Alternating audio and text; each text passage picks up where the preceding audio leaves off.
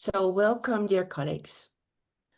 I'm honored to open the eamba Festival or Conference, and I'm very grateful to the colleagues of IMISA, our South African colleagues, for organizing this festival, and the team of the eamba board that participated in the preparation. We are excited, we are joyful, and we are at ease because we feel well prepared. And we really hope that you will enjoy this together with us.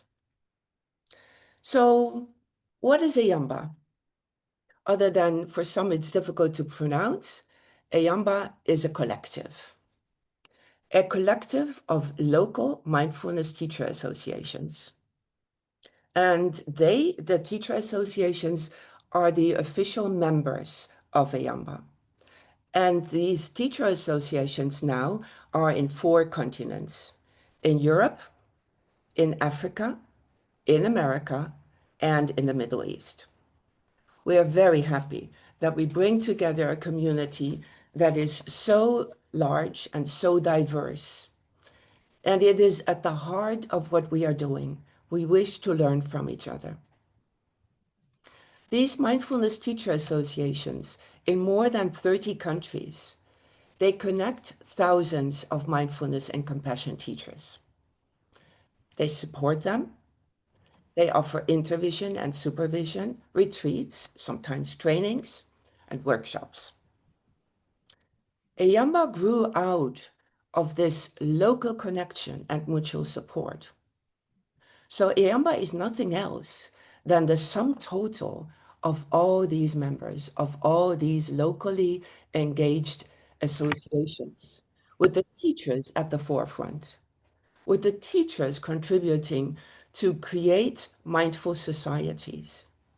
That's the mission. That's the vision. And eamba grew out of generosity and humility. Generosity for sharing what was learned in one territory and could be tested in another, modified, and then given back as a new learning. Humility, because we know, and if we didn't know, we learned that we do not know everything. But together, we know much more. Together, we can test the experiments that have been done somewhere and bring them to our own territory and improve. So today, we welcome one of this generous offering and exchange. And I would really honor the South African team for stepping up so quickly, because the South African team, the South African Association, has become a member exactly a year ago. And here you are, stepping up, creating the festival, and you've experienced that it is a lot of work. So I hope that you participants don't see the work, but enjoy the fruits. And also, you already step up and nominate a person for the eamba board. So this is really very generous and very grateful. The festival team, dear colleagues, is honored by your presence, by you bringing your time and contribution to this conference. So let's enjoy this together. Wishing all of us ease and joy. And with this, I pass to you, Janine Kirby, the chair of IMISA, the South African Association. Thank you.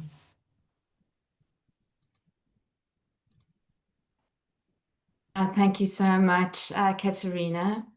It's really a joy for us to be here and to be part of this gathering. And we really thank eamba for asking us to be part of this. And as Katerina said, just a welcome to everybody. I see that you're joining us from all around the world. And so welcome to the speakers, a welcome to the moderators, to the organizers, and to all the participants. In a world which seems to thrive on being increasingly polarized, as we know, I welcome you all to the celebration of many voices, each one of you weaving in threads of wisdom from many traditions, into this rich tapestry of human belonging. African wisdom carries the spirit of Ubuntu, which translated means I am because we are, or I am because you see who I am. And this simple phrase reminds us that human beings flourish not in isolation, but in relationship and in community. And it's wonderful that we can all join together in community, that we can bring together our diverse voices, cultures, and experiences as we create a tapestry of resilience, creativity, and wisdom. So I'm going to just share with you the program for the afternoon, and I'll be sharing that each time we have a change of speaker, just so that you can all keep up to date with what is happening and be aware of what is happening.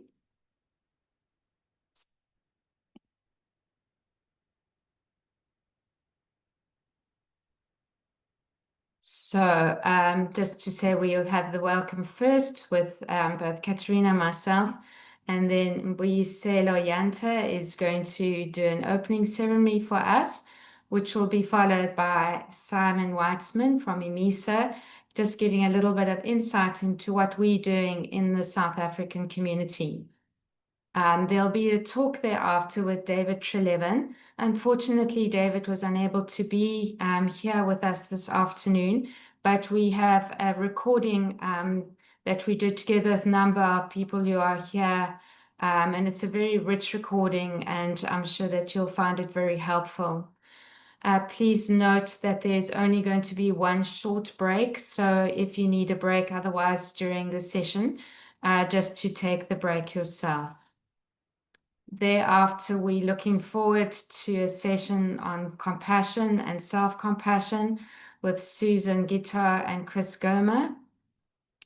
And afterwards, our very own Gugulethu Mkandla is going to introduce you to what Ubuntu is, and we'll have a time to share about what that means to each of us in breakout rooms. And we'll end up with some regulatory practices from both Trish Bartley and Linda Cantor, with a closing circle by Mbuyiselo Yanta, and our own Pateka Mtinzilana is going to sing for us. So I'm going to hand you over to Simon Whitesman. Simon will be doing leading our first session. Simon is a very dear member of the IMISA community. He's a medical doctor, psychotherapist, and mindfulness teacher. Simon is a founder member of IMISA, and he's our previous chairperson. And he developed and co-taught a 2-year professional training in mindfulness in collaboration with Stellenbosch University. And recently, his PhD research explored. Oh, sorry. I'm introducing you to Simon, and I've actually forgotten that what we first need to do is the opening ceremony by Mbuyi. So things wouldn't be right unless we had a few little hitches, and so we've just had our first hitch. And my apologies. Over to you, Mbuyi. Thereafter, Simon will take over, and you've already heard a little bit about him. No problem, Janine. Thank you. And yeah, my name is Mbuyiselo Yanta, and I am in Cape Town, South Africa, and it's lovely seeing everyone. And mine is too short. It's to just welcome everyone in the room, not just everyone that's physically here, but everyone that's led to everyone being here. Like just to start off, I would like to invite everyone to just pause and just properly land on the ground, on the land, wherever you are. And just noticing the body sitting here.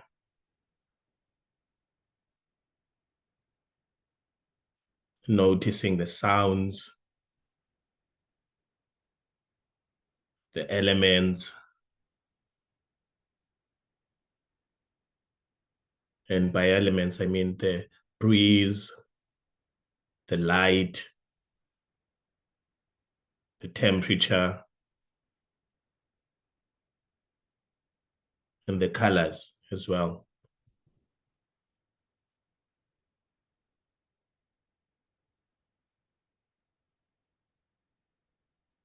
And also the thoughts.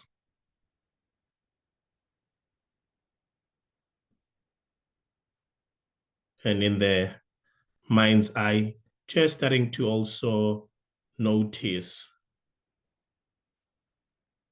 the people behind you, the people that led us to be here.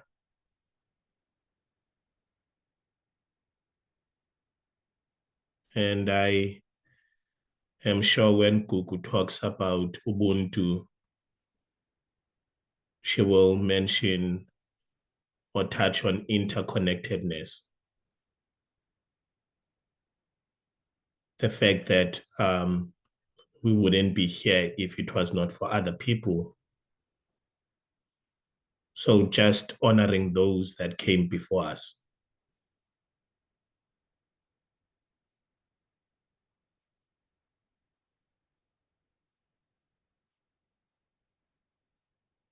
And in Xhosa, I'll say molweni,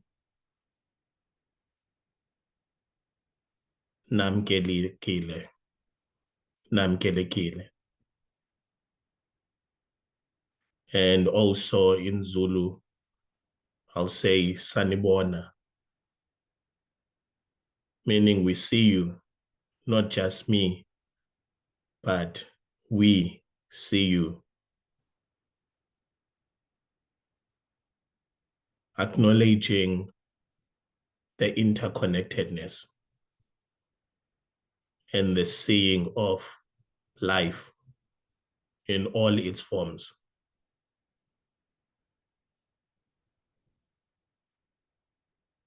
Welcome. Thank you. I'll hand over to Gillian.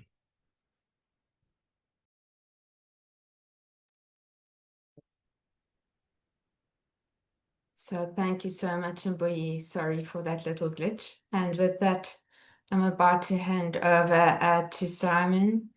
And so just to let you know that Simon did his PhD research exploring the ways in which mindfulness practice are most effectively shared in a trauma and context-sensitive way. And we're really looking at ways in which we can develop our programs in ways that can maximize reach and access. And so over to you, Simon. Thanks, Janine. Thanks, Mboyi. Good. Of course. Thank you and welcome.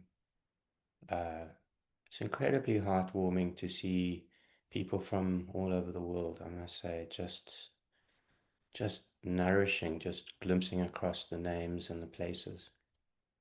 And to old friends whose name I recognize, especially warm greeting. It always strikes me when we meet from different places and at different time zones that the one thing that's always common is the present moment, the here and now, the unmistakability that we're all where we are. So I want to thank you for the opportunity and to all the people who've spent a lot of time and effort and energy behind the scenes creating this offering. So I'm going to just open a PowerPoint. So prepare yourselves for a PowerPoint. Hopefully it will keep you engaged.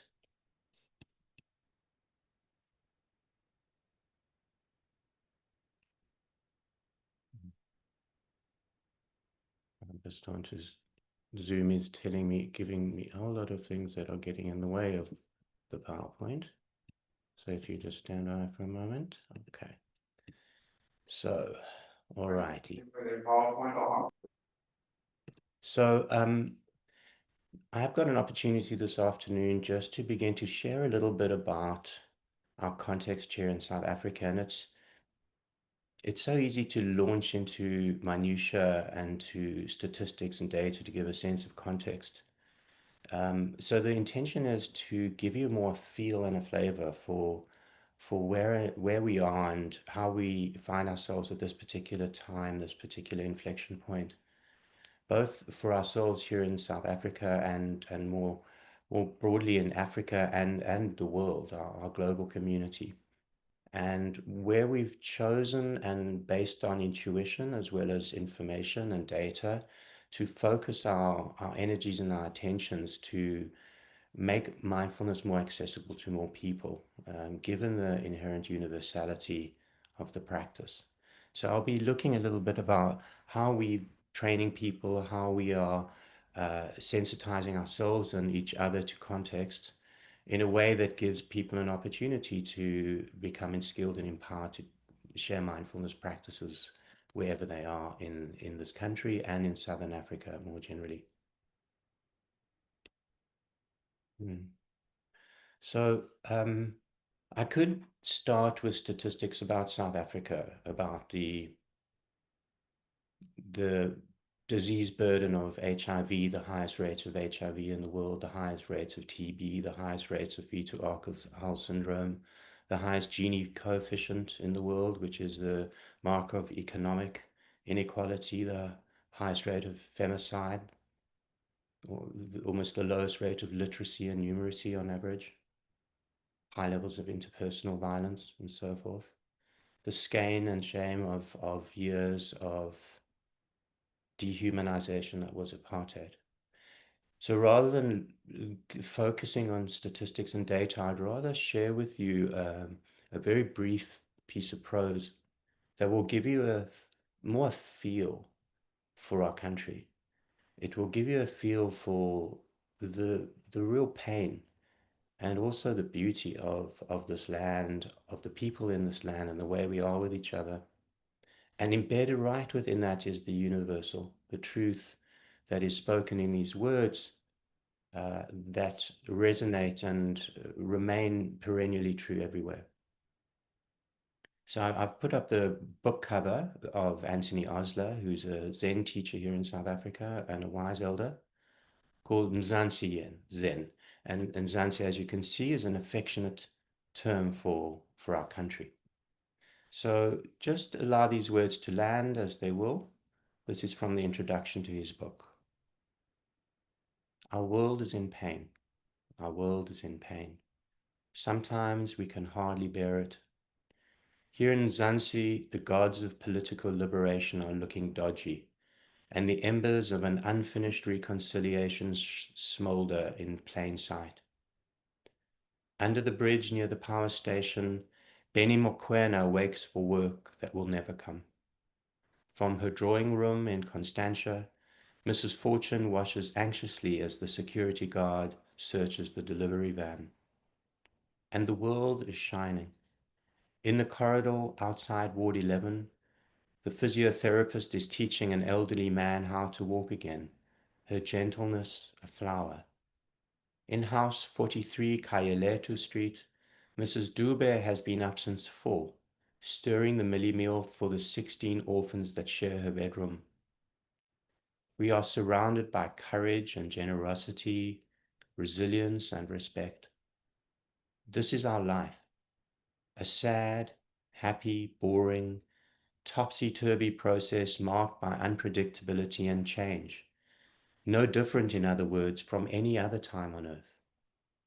When we are touched by the heartache, as well as by the brilliance, life is just what it is and we take it straight. But when we recoil from this insecurity into our carpeted cells, there is only an unfamiliar and threatening world on the other side of the thick glass pane. A world tinted by our disappointments, hopes and fears, and by a sense of being victims in an unjust time. The pulling back is also a part of this life. It does not help to blame ourselves for it. And if we are willing to look our suffering in the eye, our pain is an opportunity, a chance to wake up, so that our very brokenness can be the doorway to one another and to the world. This is the practice of mindfulness, or whatever name we give the movement from separation into intimacy, from a partial life into a complete one. Then we can stand up from our armchair and put down the remote. We can let our tenderness guide us into aliveness, beyond argument into relationship, back into the chaos and nobility of the street. This is how we find ourselves once more in each other's shoes. We walk, we work, we weep, and we fall asleep at the end of the day without illusion or regret. Now the question is no longer, where can I run to, but rather, how can I live here? Not who is to blame, but how can I help? And finally, in a voice so ordinary, we hardly hear it, come inside. Would you like a cup of tea? It is difficult to imagine a time when it is more urgent to step beyond ourselves. There is so much need for compassion here, and a sure-footed wisdom. So much need to find again the clear blue sky.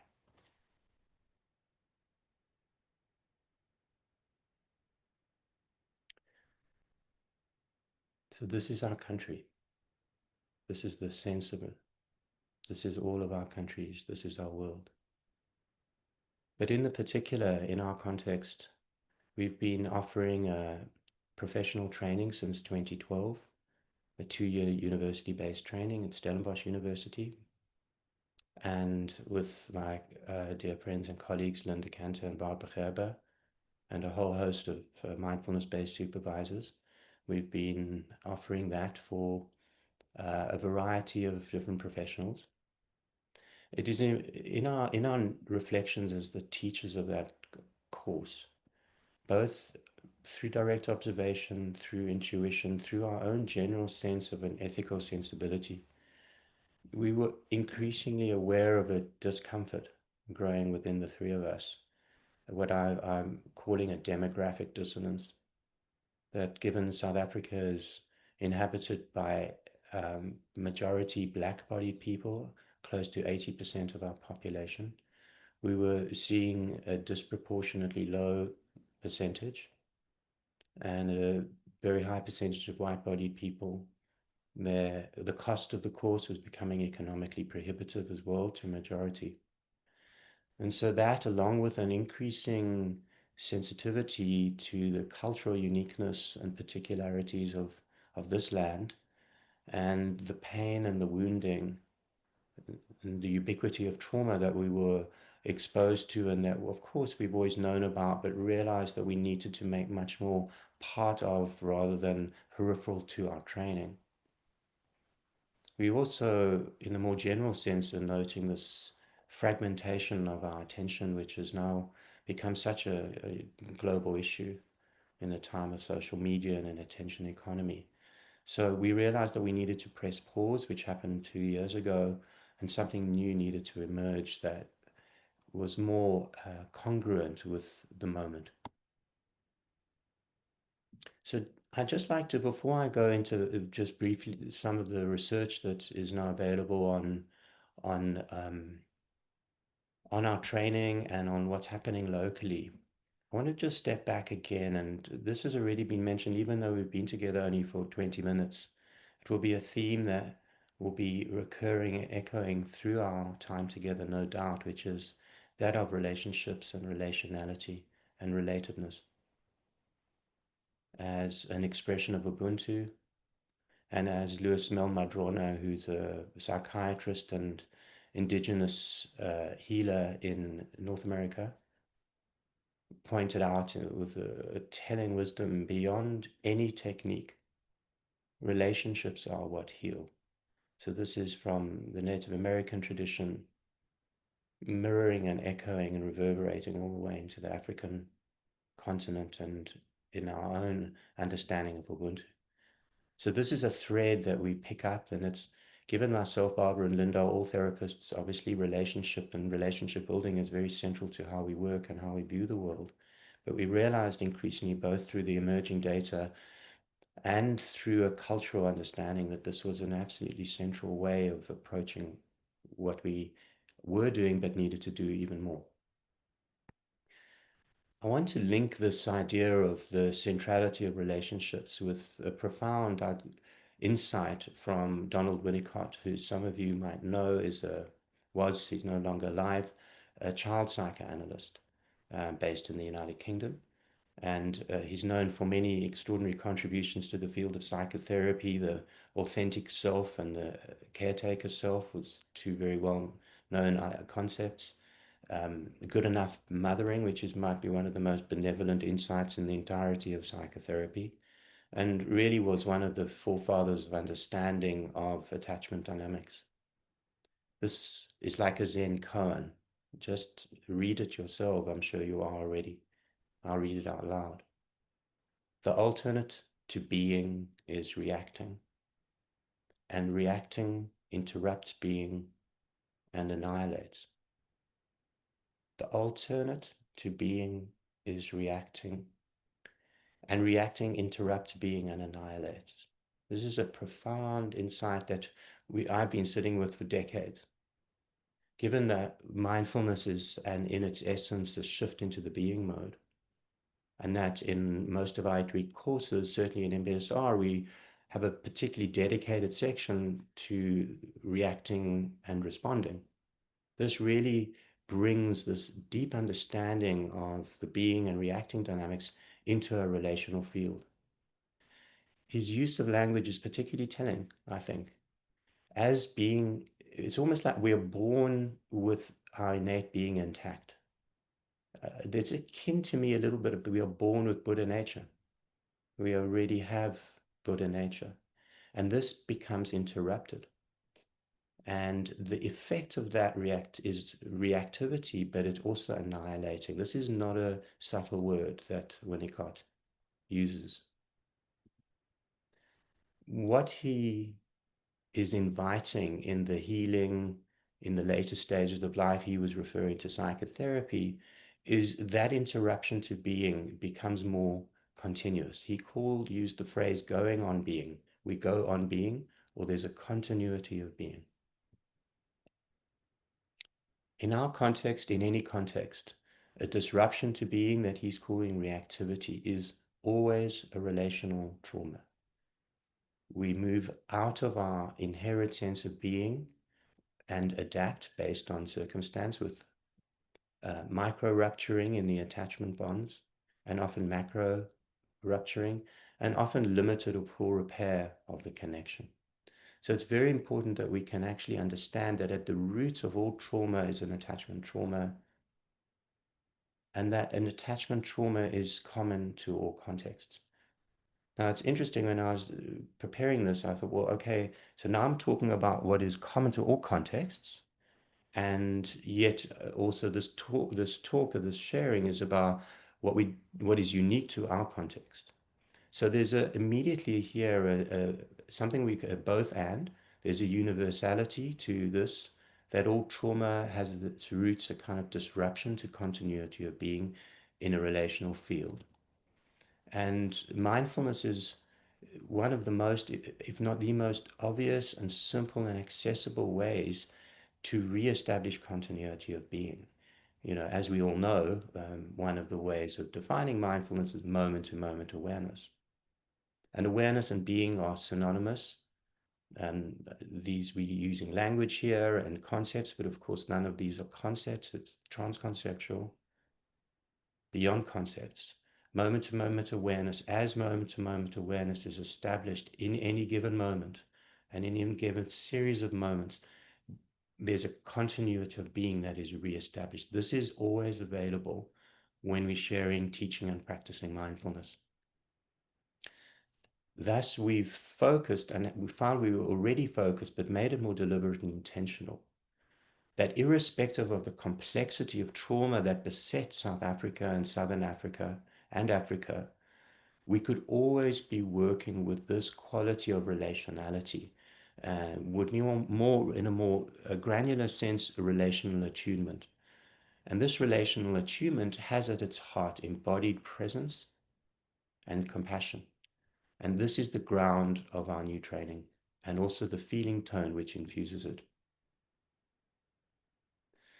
So the scaffolding that we are using now is we've transitioned from a 2-year training to a 3-month training. The 2-year training will come back in another form, but we've paused that, and now emerging out of this is a way to make the practice more available by training people in a different way, making it more accessible, making it more affordable.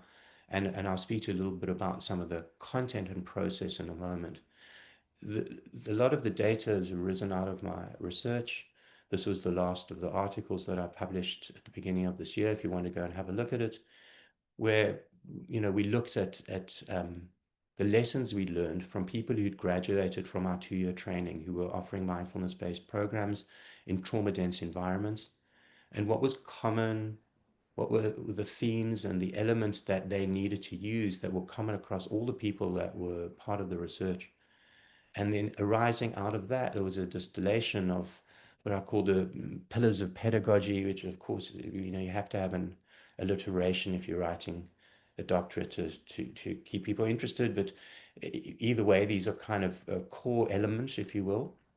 If you look at them, you'll notice there's a strong familiarity and similarity to the MBI teaching assessment criteria and teaching and learning, teacher learning companion. That was initially created by Rebecca Crane. The one element I want to point, if you look at the bottom at 6 o'clock on the clock there, you'll see the word regulation. And I'm going to speak to that in a moment, because this is an important addition that we've included in our new training. So what was a 2-year training is now a 3-month training, and it's offered online. And the core guiding principle is that the whole training is a containing structure. As we mirror the relational field, we mirror the dynamics of attuned relating, and that we have layers of relational holding embedded within the training as a foundation, as a ground. The curriculum has 3 intersecting elements: teacher-led sessions weekly for 2 hours. So you could call that a 10-week mindfulness-based intervention. Or 12 sessions actually, because we have an intro and a full day. So 12-session MBI. The first 6 of those are, I would call like a mini MBSR, in the sense that it's focused on your own practice. And the second is a shift from the ground of one's own practice to begin to share mindfulness with others. There's an online learning platform with a thematic progression, which I'll show you in a moment. And then the additional layer of holding is mentor-led small groups. The mentors in this case are all mindfulness-based supervisors. There's an important additional element that we felt was essential given the ubiquity of trauma in our country. And while this is not by any stretch a classic mindfulness approach, nervous system regulation, what we've done is looked at creating mindfulness-informed nervous system regulation, where these are gestural or breathing-based, for example, or resource installation, as is used in somatic experiencing, for example. We thought it was essential to be able to give people very brief and immediate access to downregulation of the nervous system, given the baseline for so many people is a hypervigilant hyperactivity or an underactive hypotonic nervous system, or reflection of neurophysiological trauma. This is one of the most important learnings for me when I was doing my research, is a concept of continuous traumatic stress. And the words were coined by Gillian Eagle and Debbie Kamano, who are both psychologists and researchers in the field of trauma in South Africa. And you'll notice in the language is continuous versus post. So we often talk about trauma in the context of big T and small t traumas, and post-traumatic stress and post-traumatic stress disorder. In many parts of this country, what we have is continuous traumatic stress. So how do we share mindfulness? Does mindfulness have utility and therapeutic benefit, healing benefit in an environment of continuous traumatic stress? South Africa is by no means the only country with continuous traumatic stress, for sure, but we've had it for a very long time, and no signs of it's diminishing. We've also been very sensitive around other very specific elements of trauma in South Africa, especially racialized trauma. Being born into a black body or being born into a white body in this country not only impacts your nervous system disposition, but so many other elements of your experience. Without your choice, it just happens that way. We've also found that by focusing on the relational holding, allows us to do brief touch-ins onto the racialized trauma and the continuous traumatic stress rather than deep dives, given that this might be too much to hold and actually might disrupt the container. Our focus, and this is important, is a movement from training people to teach mindfulness-based programs, 6 or 8 week programs, into training them to be able to share micro and brief practices within a relational field, whichever context they are in. So this is it's almost as we see like sharing a practice, the ever the length is like a mini program. It's like a holographic version of a program. It requires one's own embodiment, a relational field, an attuned way of sharing in feedback. And we don't emphasize length of practice. We emphasize frequency of practice and an attuned response to what people can manage and what will be helpful. So this is an important element of our training, and we changed the name. We didn't change the name, but we decided to use the word sharing rather than teaching mindfulness, to give and to convey the quality of relationship and relating, and also keep a kind of sense of equality, if you will. It's not like the teacher here and the student here, which I know in the mindfulness field is not what happens. It's been very much part of our lineage, but it often just happens as a result of perception and power imbalance. So we talk about sharing as a way of embodying this quality of relationality. This is just a sense of the thematic progression of the course. Over and above the live sessions, I don't have time to go into all the live sessions or the mentor sessions, but we use these as the core themes. And then we'll take elements out of each of the weekly themes and thread them into the live session and weave them through into the mentor session. So there's a coherent whole. You'll notice, as I've mentioned, that we put a lot of emphasis on holding and containing and relating and regulating before we even begin to talk about trauma. And then, of course, none of this is entirely linear, but the infusion of compassion and kindness is right from the get-go, but it's done more explicitly and specifically. And then we pivot in the second half of the training into what it means to share, how we share, how we need to be grounded in our own experience and so forth, and then use learning partners and mentor sessions to practice in feedback in a way of non-judgmental feedback that can support learning and growing. And we actually end the training with a day of practice that most of you, all of you will know from your MBSR training. It's very much part of a mindfulness-based program. The only difference here is that each person who's participating in the training gets an opportunity to share a practice. So it's another example of a tapestry of different threads. Everybody will bring a practice and share it as a contribution, as a way of integrating their learning. It's too soon to say at this point what the impact is downstream from this course, given we've only been going for around 2 years. So we're getting feedback from the participants as a way of modifying the training to optimize it. We haven't at this point done downstream impact assessment, which is how is this particular way of sharing mindfulness in all the many, many contexts in which our participants, our students are sharing, how is it impacting let's call it the end user? We don't have that data yet. So we do have some subjective, qualitative information and data based on feedback post-course. I know this is a bit I've picked and choose a few, but I've tried to give you, again, a sense of what people are saying. I'll just leave you for a moment to read that yourself.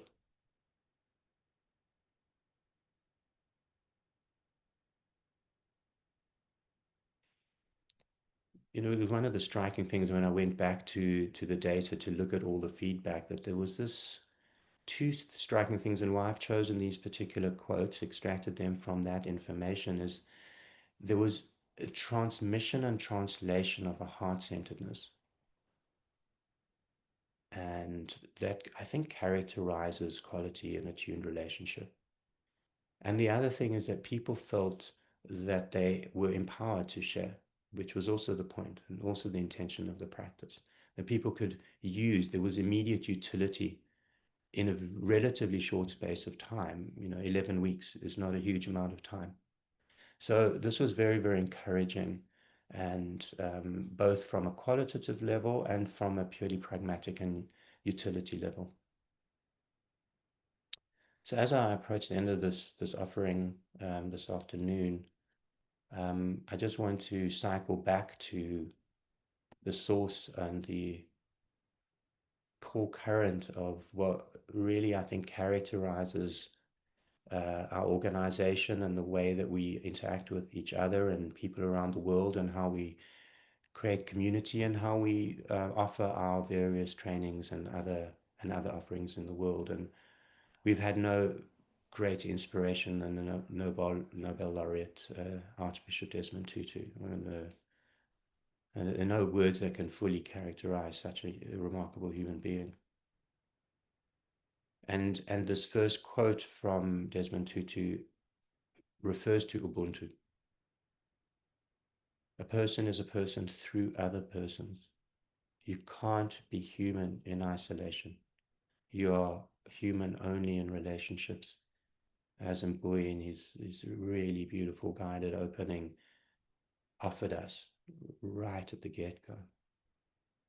And in the face of certainly something I experience in waves at times, like a despair, an overwhelm, a pointlessness even at times, when I look out into the world and perceive the levels of divisiveness and trauma and pain and hate and vitriol, the poisons, if you will, that the Buddha spoke about 2,500 years ago. It can feel, is what I'm doing going to make any difference with the ubiquity of suffering, whether it's our country here or anywhere? And again, the wise words of Desmond Tutu is a beautiful grounding reminder. Do your little bit of good where you are. It's those little bits of good put together that overwhelm the world. Thank you.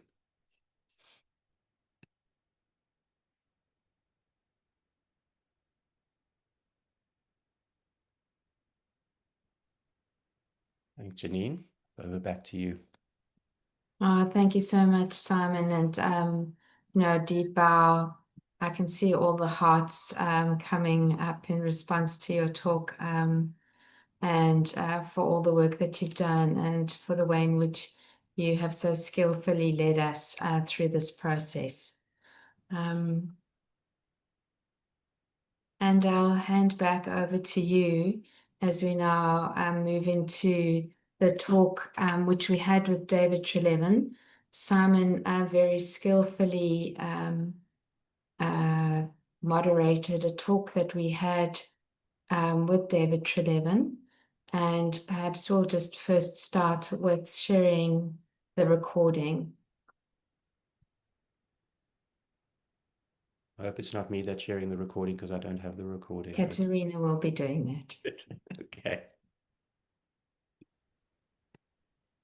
Hi, everybody, and welcome to this unique opportunity to gather as a community within a community to reflect together about the relationship between mindfulness practices, compassion-based practices, and the ubiquity of trauma in almost all our environments, each with their own unique flavor and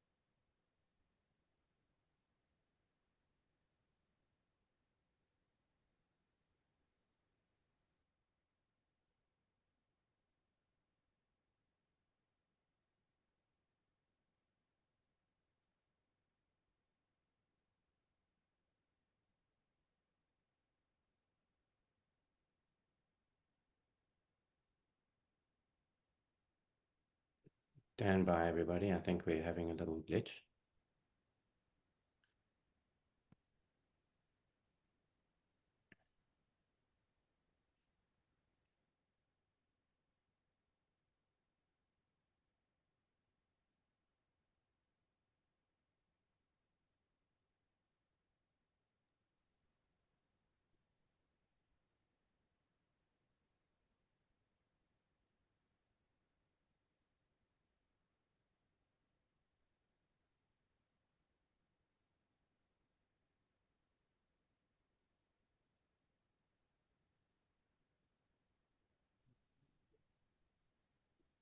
Hi, everybody, and welcome to this unique opportunity to gather as a community within a community to reflect together about the relationship between mindfulness practices, compassion-based practices, and the ubiquity of trauma in almost all our environments, each with their own unique flavor and levels of intensity and ways of being expressed.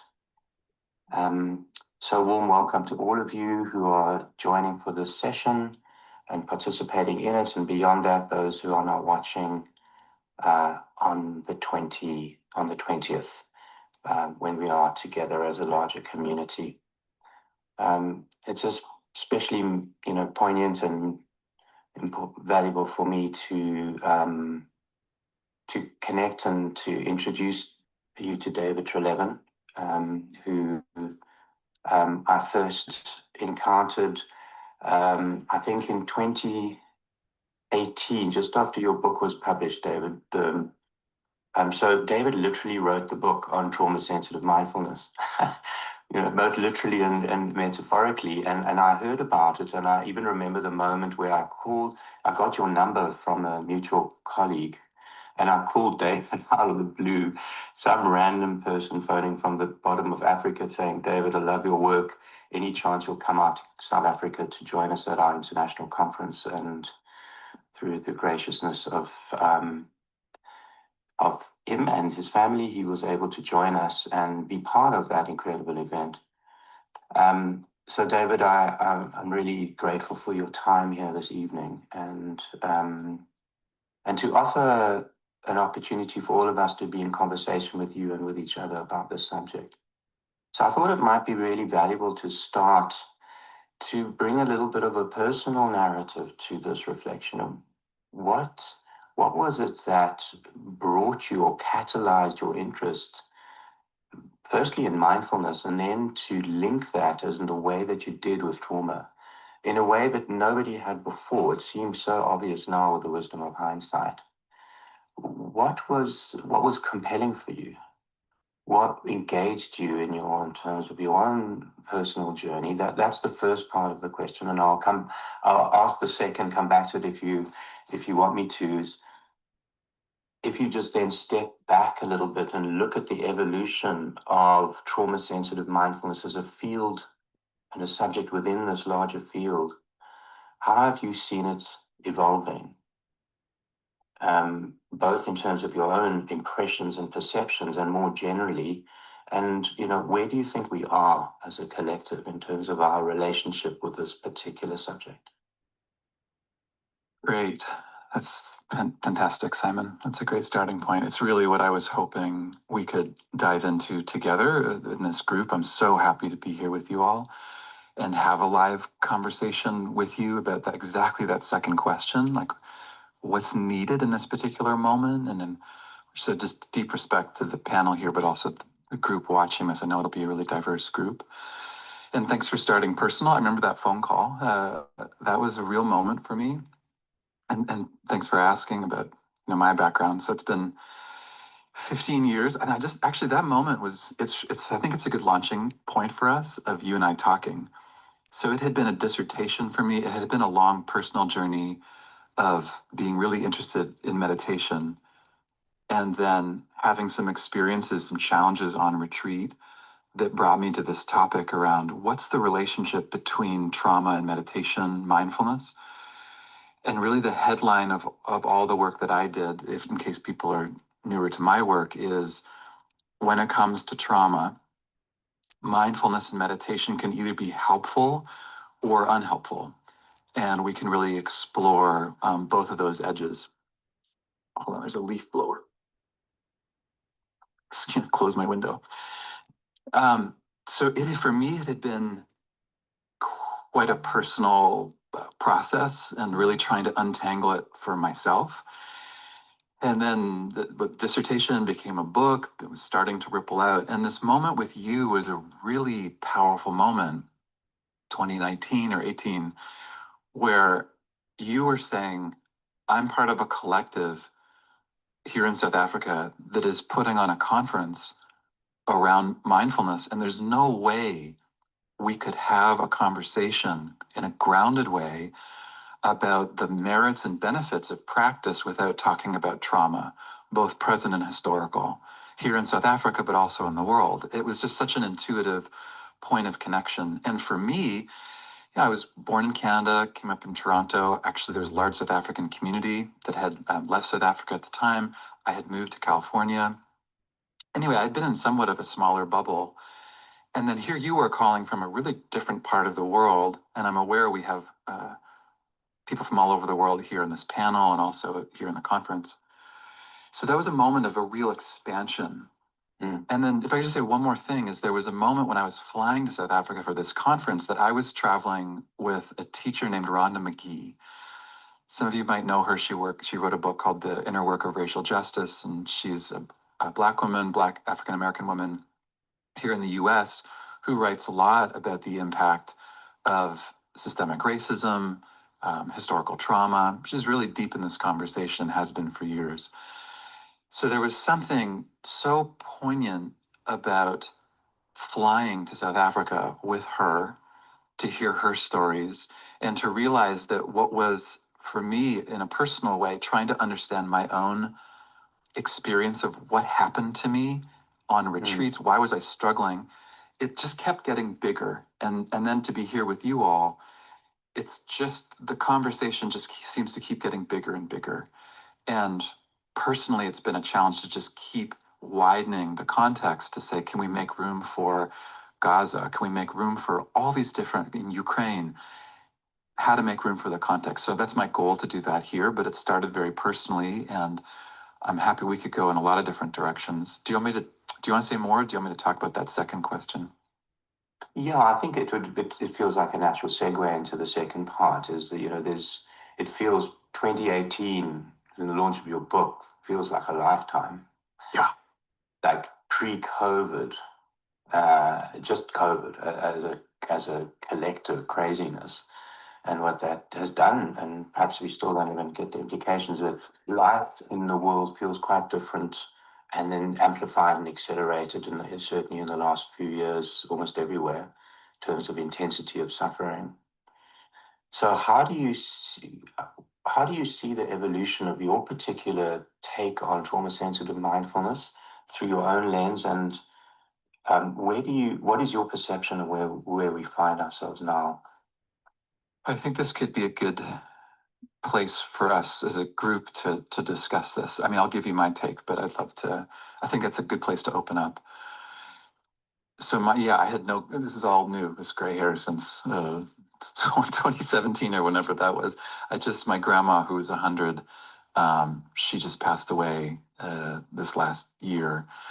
And I just found a video of her. It was 8 years ago. I actually have a great picture of her when, I don't know if you ever saw it, but when I gave her my book, which she really helped support, she said, "Oh, I'm excited." And the next 5 minutes later, I went into her bedroom and she was totally asleep with the book crashed, didn't make it through a page. So she was a big supporter of the work, and I had a video of her just laughing at my gray hair.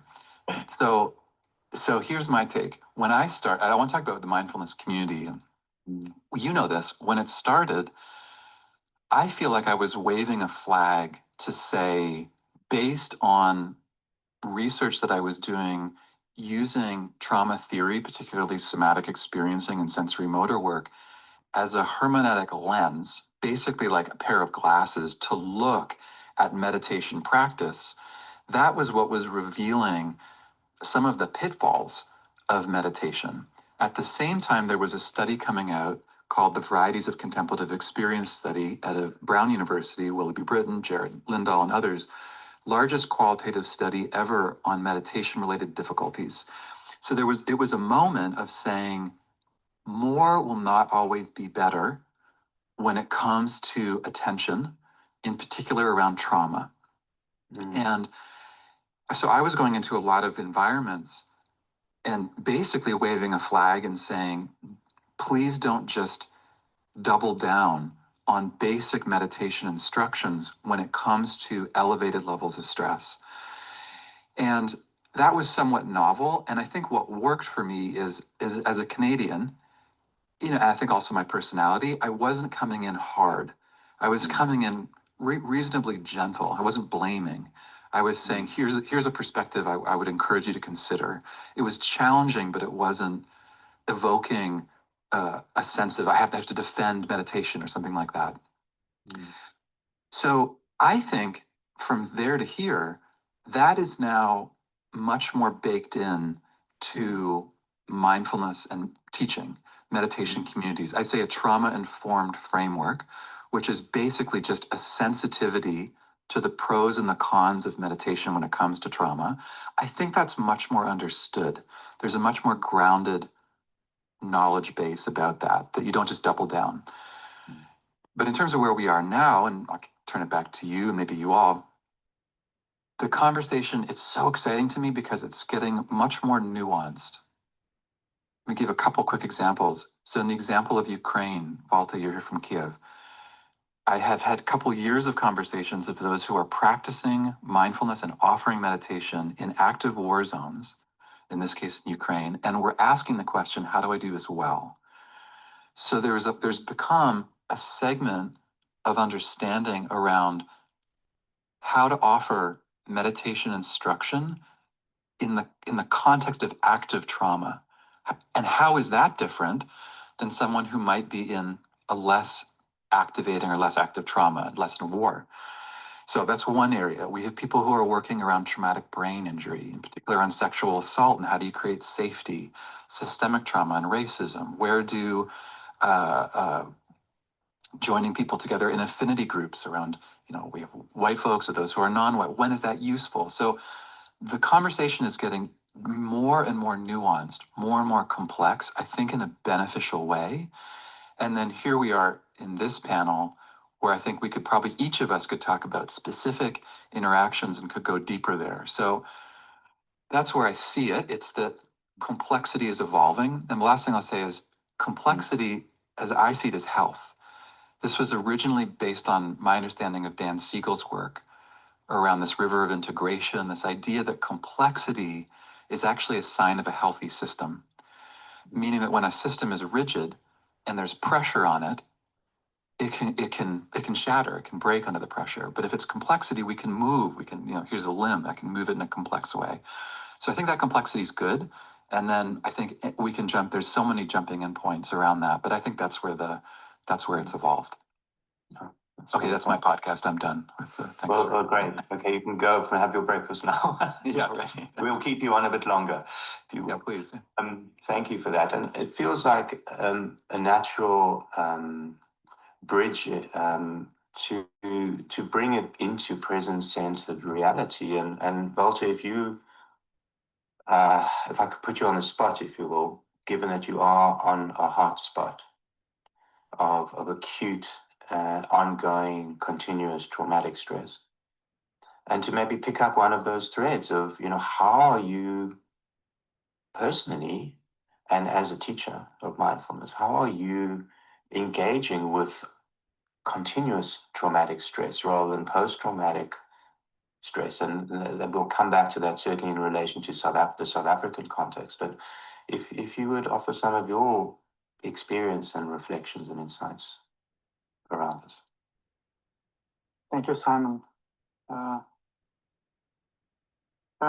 First of all, I want to thank David for his tremendous work and for his generosity to share all the knowledge and structures he collected in his work and sharing it with the Ukrainian community of Ukrainian mindfulness teachers in the beginning of full-scale invasion of Ukraine by Russian Federation. To me personally, I wasn't aware of many nuances around trauma.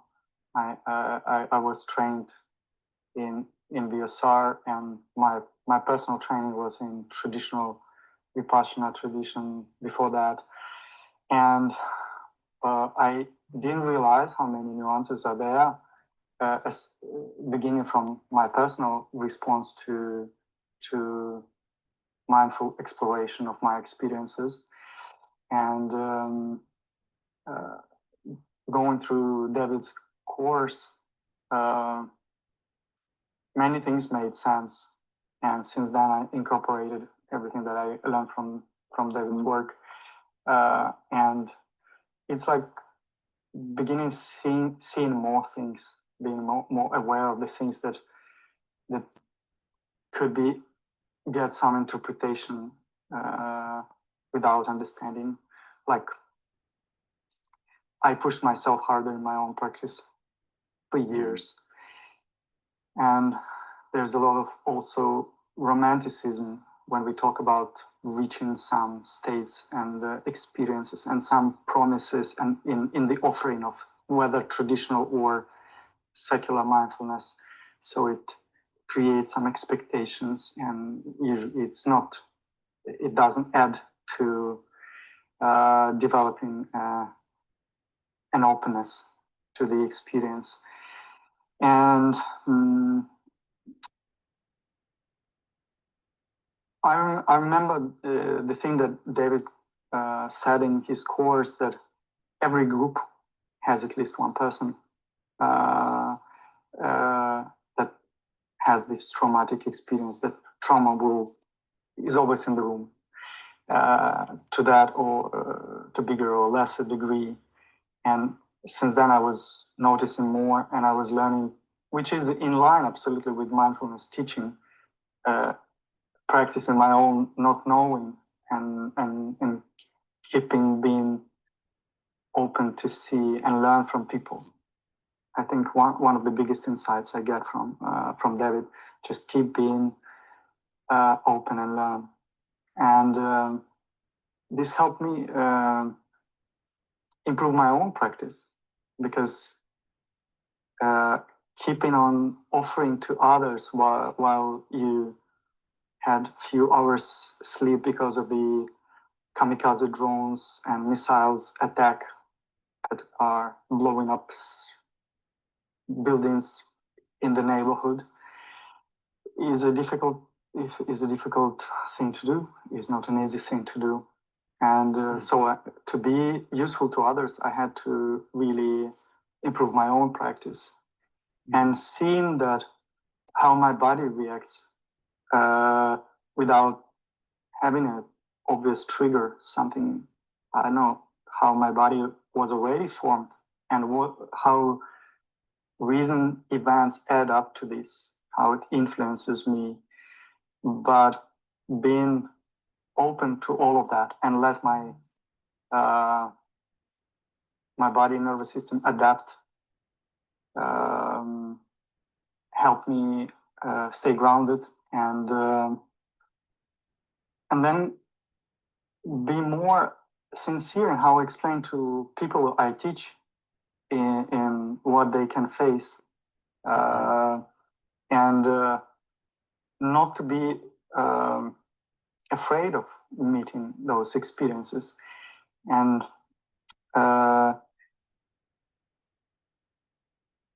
people don't have diagnoses around here. We teach people, most of them, they don't have diagnosis. So I have to, my colleagues, we have to discover the trauma just in the process. Many people are not aware of their traumatic consequences. So with these little tweaks and openness and being ready to face whatever is there and not to rush and be able to modify and experiment and creating a safe space amidst total unsafety. All of those things that David so talently crafted in his explanations was really beneficial. And the last thing I wanted to say is that what was really encouraging for me is, I don't remember what's the name of the podcast, was something like you, David, closing the subject and kind of going for vacation or something, I don't know, taking your own time, and you took time to encourage people not to use this knowledge of trauma as an obstacle to practice, not to avoid practice, but to be aware and expand the language and keep on exploration. And this really encouraged me not to put aside the practice for myself, and not to limit others, if they have the interest. Yeah, so I'm really grateful, and thank you. I'm sorry for taking so much time. Not at all. It's thank you, Walter. David, just your immediate response. Yeah, I think we could relate this to, we want to talk about Ubuntu for the conference, which is, I think this relates. There's so much here to talk about. Is the as you're saying, it's Walter, is that right? Am I saying it right? I'm so glad that message resonated, and it's really powerful. Of course, very humbling to hear about it. Because there was a way, Simon, you asked about the evolution. There was, I think, as with the global pandemic, there was a large movement towards creating safety, understandably. Everyone got, in my experience, not everyone, but a lot of people got somewhat tight and fearful, like, I don't want to create harm around meditation. And now that we know that it could cause harm, we're going to tack really hard to make sure that we're keeping people safe. But then, as Walter so eloquently put it, I think there is something important about having a certain courage and fearlessness to be able to use the practice to stay with that which was too much to bear in the moment. That is, of course, mindful. I'm being somewhat watered down, but feeling good, quote unquote, versus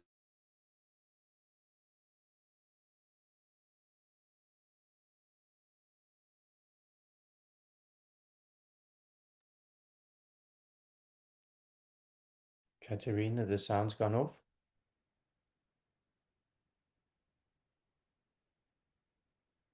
Yes, we can't hear him.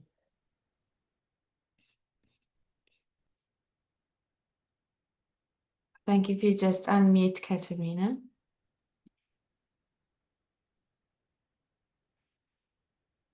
Sorry, but we just, I'm not sure why the David sound's gone off. Maybe, Katerina, are you with us? If you could just press pause on the audio, on the recording, and get the audio back up.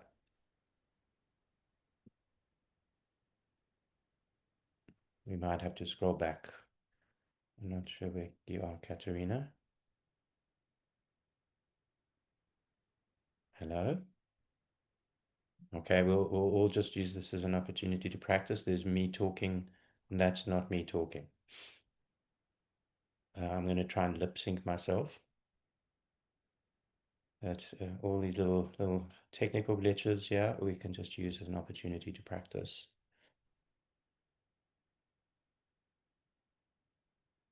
Patience and uncertainty. Like a memory of the legacy of this contemporary approach, more than any of us. You carry the wisdom of decades of involvement in contemporary mindfulness, almost from the beginning. And so your view is probably wider than all of us. And so if you could kind of maybe eagle out a little bit and then come back in, because you both have a very refined and heart connection with South Africa, with the trauma in South Africa, and how you've, and your own, through your own journey, and then like incredibly skillfully worked with foregrounding and developing brief practices as a way to begin to address some of these issues. So it's quite a lot of framing, but so take that wherever you want to go with that. Well, David, we haven't met, but we've sort of known about each other across the pond. So those of you who don't know, I've got a background in working with cancer, mindfulness and cancer, was involved in MBCT quite early on. You see, I think I'm a little bit of a I can't remember what the word is, you know, a kind of phony. Because I think that the program that I developed with John Teasdale and Mark Williams and others, but is actually quite trauma informed. And I certainly knew that trauma came along with cancer. I knew that from my own personal experience, but I knew it very much from the people that I was working with. No question, you know, some of it was very clear. And so it was much more, I mean, it's kind of what Simon says, but it was actually just an organic happening, if you like. You know, it was sort of like granular, I think is a good word. You know, what's helpful? It took me about 10 years to get grounded. It was clear to me that grounding was hugely important, hugely important. So grounding came in big time with the people I was working with and with, obviously with myself as well. And then within that grounding, it was like, it was clear. I mean, Barbara and I had a wonderful time. I don't remember, was it PE or East London? I can't remember now, but we had where was it, Barbara? It was in East London. East London. So we had a classic example of somebody who was hugely traumatized and moved into a major sort of expression of that in a very unsafe way, actually. It was a very tricky way. And it was clear to me then, which was reinforced by my supervisor, who was then John Teasdale when I got home, was that actually eyes open and really holding that moment of extreme distress. So eyes open, feet on the floor, and then involving the whole group, because I could actually feel that the whole group had stopped breathing. You could feel that. And I mean, I imagine Walter perhaps at times is aware when there's sound or there's some kind of threat, actually the whole group moves into a kind of frozen, not breathing place. So for me, that combination of very brief practices with eyes open, which is very counter to a meditator who always seems to me, or very often, oh, we're going to meditate, let's kind of move around, close your eyes, and you know. And so eyes open with brief practice, lots of grounding, and then lots of choice. That was also clear to me, that actually a major kind of ground rule of all the groups I work with is, you know, do what feels right for you, participate if this is okay for you. And if it's not, don't force yourself, don't push through. So I think that's really all I can add. And that yes, I'd heard of trauma. Of course, trauma was in our formulation, but it wasn't until you produced your book and trauma became such a huge thread in all our trainings and so on, that I kind of thought, Lord, have we got enough trauma-informed practice in the MBCT for Cancer program? And looked at it and thought, I think we have. You know, even though I wouldn't have called it that at the time that we were creating it. Yeah. So I think that's me. Yeah. For now, Trish. Sure, there's more. But David, I think there's something like that Trish is articulating, that this was all happening in the field. It was almost like you picked up the thread and gave it articulation and a framing that met the moment, and also was almost like naming what is. And it wasn't like it wasn't there before, as Trish is saying. She was Totally doing that anyway. Yeah. And perhaps more with Trish's sensitivity, perhaps more than others, but it was there. And then you kind of, that thread, that I can pick up that thread, and here it is, and I'm going to frame it in this way. It was just, and that made it a relief that I wasn't bringing anything new in particular. It just felt like a moment could we have an explicit conversation about what are the signs around trauma that would have us offer different interventions. So I think, to your point, it was absolutely there. And I think a danger would have been coming in and saying, you all don't know about trauma. Quite the opposite. I would meet MBCT. This is Trish's great example. My experience talking to anyone, deep out to the work that you did around MBCT, it was baked in.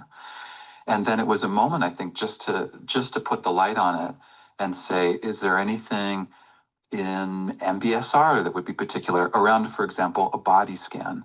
I think a body scan, we could take that as an example. I'm sure people will know, but a guided practice through the body of sensations. Where does that work with trauma? Where doesn't it? Let's get really specific. And so that was the joy for me of getting to just slow down and actually get to bring the wisdom forward that was already baked in, Trish, as you spoke to. And also, I just want to say Buddhist practitioners who would say, this is within the teachings of Buddhism. There are multiple lists here around how to work with dysregulated states. We're just putting a different name on it right now. So that's another thing in terms of where the work has gone, is it's brought in all the wisdom and just said, great, what do we know, what don't we, and what do we need to know going forward, that I've really enjoyed. Wonderful, thank you. Can I expand the bridge to Africa, and South Africa in particular?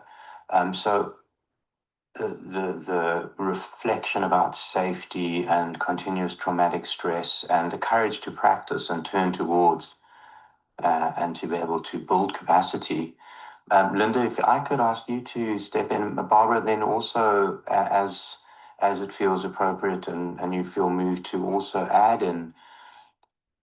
So the framing, Linda, is for me one of the great conundrums or paradoxes of the first foundation of mindfulness of the body, and the neurobiological mantra of Bessel van der Kolk, the body keeps the score. And that how do we allow them to live together in a way, especially if we look here, rather than we're in an active war, we're in a kind of low-grade war, and have been for many years in South Africa, in ways that are incredibly complex and often not that visible. And you've had experience now of teaching MBSR initially for 2.5 decades, and now a trainer and a supervisor for 15 years. You've done your doctorate in this area.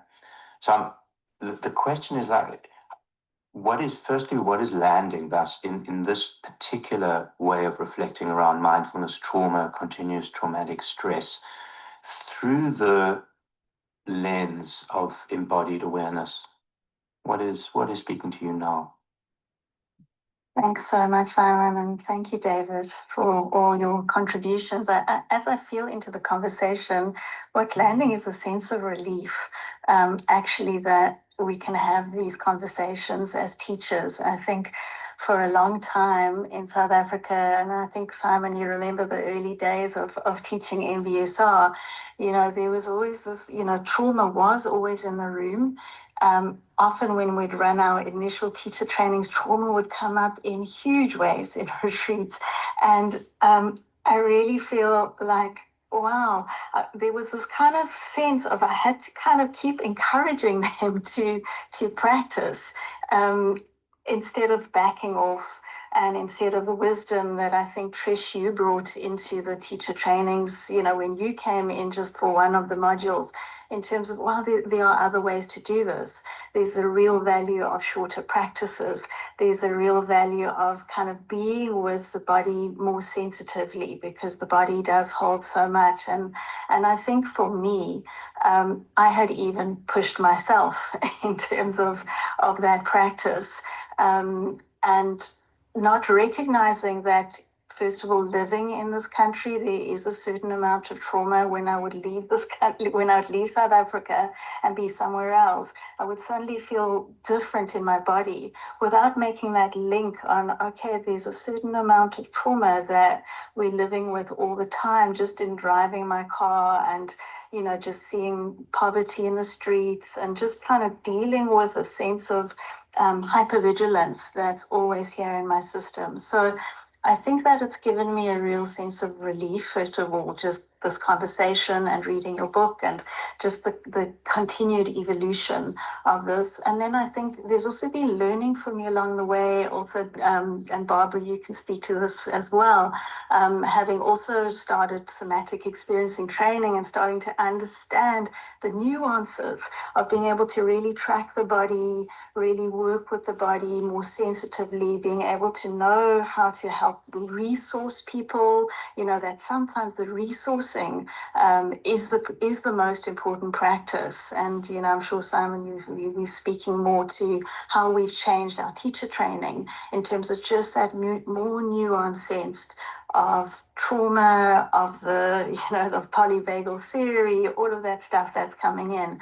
And then I think also, you know, just speaking to the importance of relationality, and how, in a way, your work, Trish, on the importance of the group, which we hadn't really, you know, we've always known, but I think your book, Trish, really kind of highlights the importance of that relationality, that holding that container, and just how critical that is in terms of being able to hold trauma and to turn towards the difficulty in a way that feels more manageable. So I'm really appreciating, you know, the nuance that you're speaking to. I'm really appreciating that there's a sensitivity that we're being invited to, you know, certainly I've been invited to work with that within my own practice. I've noticed my own practice shifting to a lot more sensitivity, a lot more kind of self-care in terms of where are the limits, but also exploring the edges. So I guess, yeah, it feels to me like a really alive and dynamic conversation and exploration that we're having. Thank you. Barbara? Yeah, no, thank you. Thank you, everybody. I'm just really sitting here, really feeling, I love what you said, Linda, the sense of relief. But I'm also sensing with a sense of release, the responsibility of really curating the work that we're doing in a very a refined way, and that nuanced way that you spoke about, David. And also, Linda and I are doing the somatic experiencing together, which you spoke so beautifully to, David, that informed your work. And I think in addition to what Linda was talking about the importance of resourcing and relationality, is the work of attunement, of really opening ourselves up to attuning deeply to the nervous systems that are present with us in our trainings, and really sensitively thinking of what the nervous systems, each person's nervous system is needing to regulate. So I really like the work that we're bringing in our training now is regulation exercises or practices that are mindfulness informed, to sort of down-regulate people's nervous systems, and which creates more of a sense of being in the body. And as Trish, you beautifully said, the grounding, and sort of grounding and settling down in the body. And sometimes that is a few moments of a certain way of breathing or a certain way of gesturing. I mean, Simon is now bringing in a sense of soft gestures to the body and really looking at tenderness and the self-care. And yeah, so it's with great excitement and relief, but a sense of responsibility of of really leaning closely to discern those nuances, to really address all the different forms of trauma. It's not just one kind of trauma. So yeah, thank you. Thank you. Janine, you and I had a conversation a while back. I think it was probably in preparation at some point for this conversation, and it really struck me.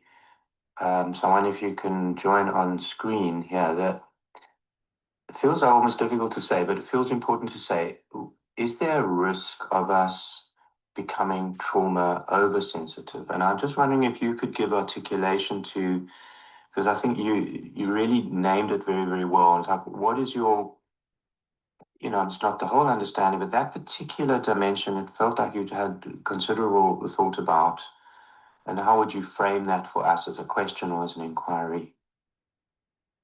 Yeah, thanks, Simon. I suppose my concern is when we talk about being trauma informed, is it can sometimes feel like a trauma avoidant, and really, the first noble truth is there is suffering. I'm a medical doctor. People come to me with suffering, and so for me, it's more about how can we turn toward it and work skillfully with it, rather than to be trauma avoidant, because I think that sometimes is a concern that I have, that we can get a little bit too wary.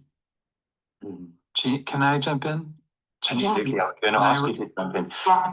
Can I run like a model by you and see what you think about this? Just, I love what you said. I'm so glad this came up, because this often will come up about at what point does it become avoidance?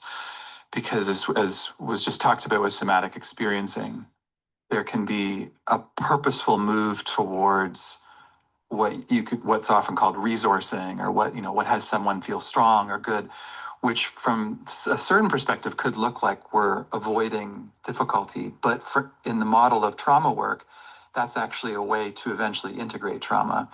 So I want to run this model by you that I think a really good, a grounded trauma-sensitive mindfulness would be finding the balance between exposure and avoidance. And that's for any of us working in this field, that would be the model. So mindfulness, as you know, there's a form of exposure, meaning we're purposely putting ourselves in relationship with difficulty and suffering. As you said, the first noble truth, we're going to be with that. And we don't want to run so far away from it that we're practicing, as trauma, or Simon Alevy said, trauma oversensitivity. I'd never heard that, but that's perfect. Can we go too far? And yet sometimes that will be the skillful move, is to actually tack away from it with our attention. So that to me is these poles that we're often in. I'm wondering, does that hold water for you, or what do you think of that? I don't know, that framing. Yeah, I suppose for myself, I always think that we, to go into a place of discomfort, but not distress. And so I think it is actually holding that polarity, so that wanting to be aware that trauma is in the room, and, how to make it a safe place to investigate it or not. Mm-hmm. Thank you. So we've got maybe 5 or so minutes left, and of course, we just it feels like we've barely begun.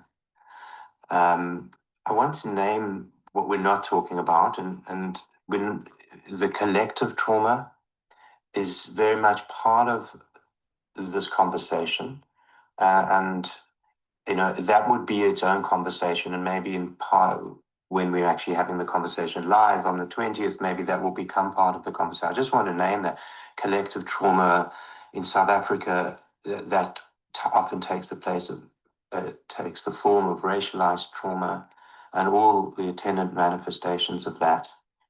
And it's different for so many contexts. I think Thomas Hubbell's work, as you all know, is profoundly important at this time, where he talks about collective trauma, but he also talks about collective healing, with presence at the center, but a high attuned presence.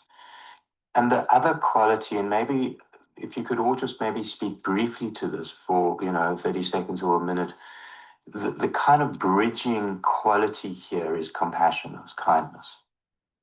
Is we can talk about trauma as a concept, we can talk about mind, we can talk about paying attention, we can talk about pendulation and regulation of the nervous system. Absence the quality of a kind of tender heart, I'm not sure that we'll get very far. So David, maybe you can kick that off and how that lands for you and how that takes expression, and maybe we can move to Walter and maybe we can do it in the same sequence as when you reflect. But just to touch in for you how you are sensing into the role or the quality of compassion, where it sits into this calculus. I went for many years without working with compassion as a part of this, and people would come up at the end of the talk and say, we're not talking about compassion. And so I'm glad you brought it up. And I'll say briefly, the one thing I experience with the leaders or teachers who are most effective are those who have practiced compassion and can be with a whole range of experiences. This has come up, but our willingness to be in our own practice, Valti spoke to it earlier, the wider our window, the more effective we are. I got to be with Tara Brock a while back, and one of my experiences with her is nothing's a problem with her. It's like anything that came up, there was space for it. And I realized, that's from her practice over many years of just being with. And I think compassion's at the heart of that. So I think it's a beautiful place that you're landing as Simon. But yeah, let me kick it over to Valta. What do you think, Valta?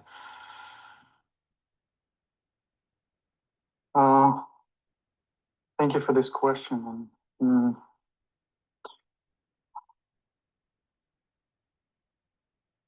I can share from my experience of these 3 years of my personal practice and expanding it to the practice of teaching with other people, which is, there's no boundary anymore. It's all the practice for me. And I learned that at some point, words and concepts are of no use in what I'm doing, in my own practice and in communicating with others. And the words for empathy and compassion are so charged with culture and our vision and expectations, what those things should be. And I had to learn in dealing with everyday challenges of what stays when there's no more resource for acting.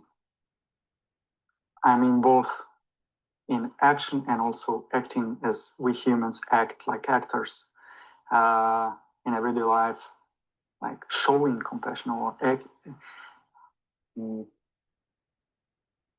which can be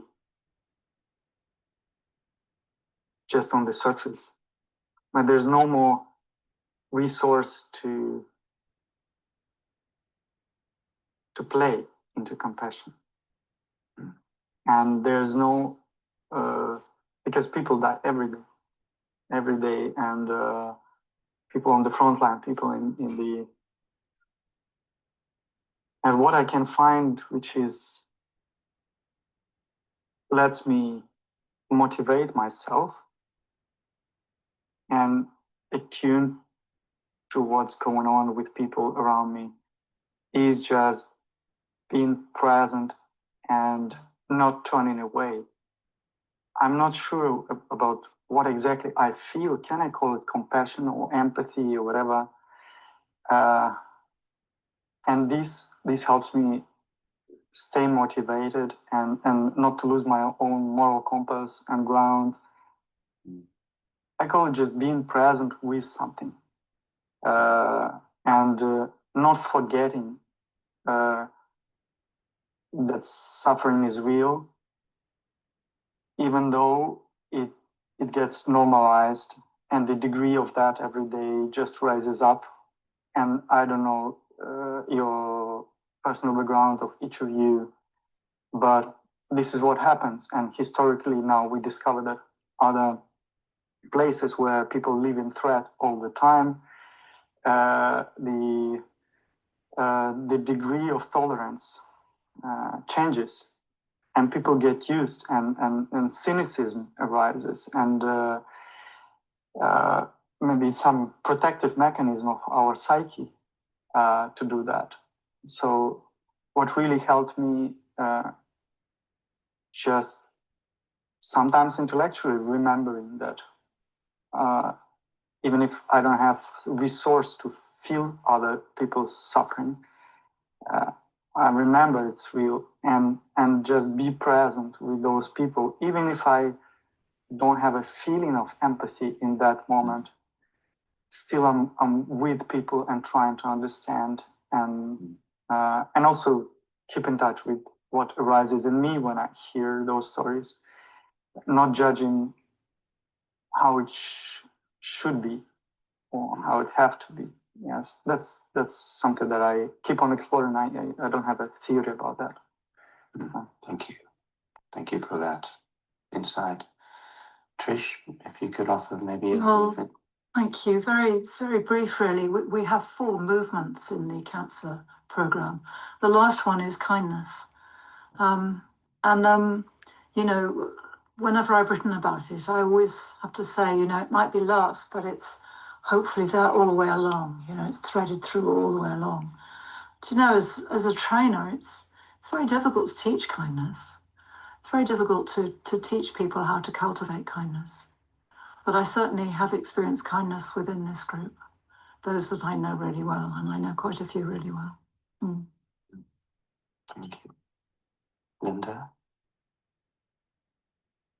I think I'm just really touched by your sharing, Walter, and how much compassion is just in that act of being present. You know, I think that we sometimes think about compassion as it's like this big thing that you've got to feel, but I think what you've named is actually the compassion in just being willing to turn towards sometimes just the not feeling and the numbness. And I think that's a place I really do understand.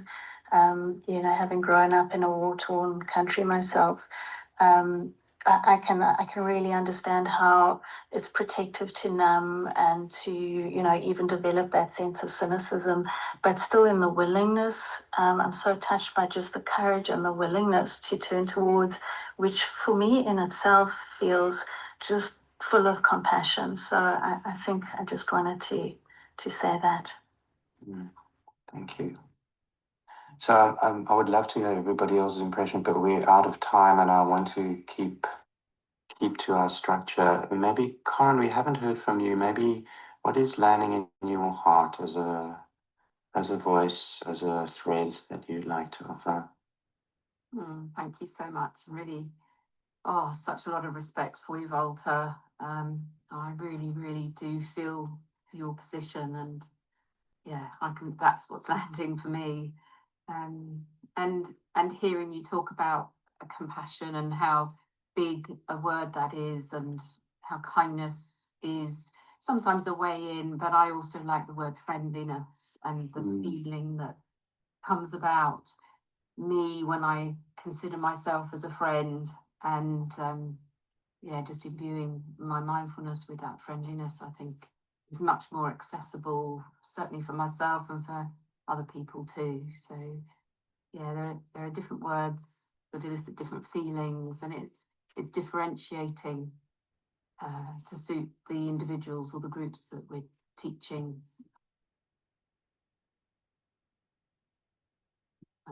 Working with, I think, is really important. Thank you. Thank you. And just as maybe a final thread, you know, some of us in this in the South African group have been blessed to and fortunate to have spent time on retreat with Mingyur Rinpoche, who's Dzogchen and Mahamudra teacher, and an extraordinary man. And again and again, he reminds us that our nature is awareness, wisdom, and compassion. It's who we are in our essence. And it feels as if, even though we might forget that or not have ready access to it, just the wish for there to be less suffering is it. And it feels like the threads that we've begun to reflect on, and I'm sure we'll reflect on now in the live sessions as well. We can pick up some of these, how this touches us, how we are moved by the realities of suffering that we now call trauma, that it's suffering. And the wish to alleviate it is embedded deeply within all of us. So, may this conversation nurture a richer conversation in the larger group and in our own self-inquiry and life. And thank you all for your time and your presence and your heart. I'm deeply grateful. Thank you.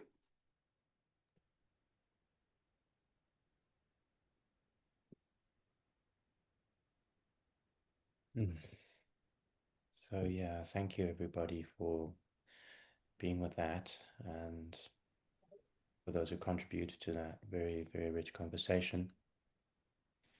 It wasn't planned, to be honest, that we would end that conversation with the subject of compassion and self-compassion, but in a beautiful, cohering symphony, we're going to move on to that very subject with two extraordinary teachers and exponents of that practice and that approach. I think in Chris's case, he literally wrote the book as well on sort of mindful self-compassion. So I'd like to hand over our digital talking stick to Linda to coordinate and share and chair that session. So enjoy that. Thanks, Simon. I think we're just going to take a short 5-minute break now, and we will be back then, let's say at just in 5 minutes time, so that we can then carry on with the next session. So if everybody would just like a quick short 5-minute break now. Thanks.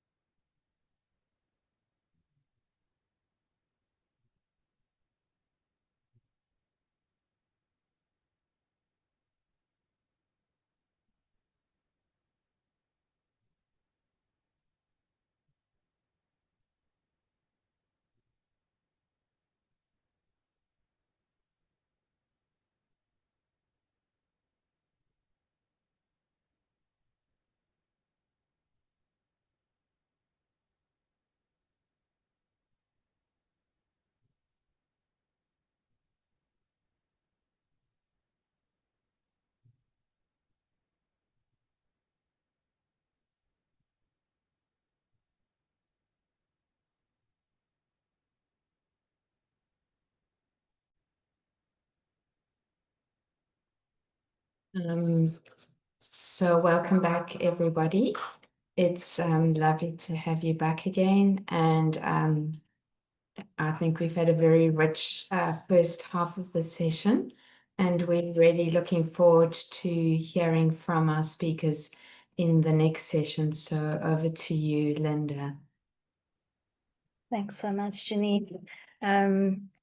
And yeah, I'm amazed, Simon, that you didn't kind of think through the kind of compassion part at the end, because it leads beautifully into where we are now.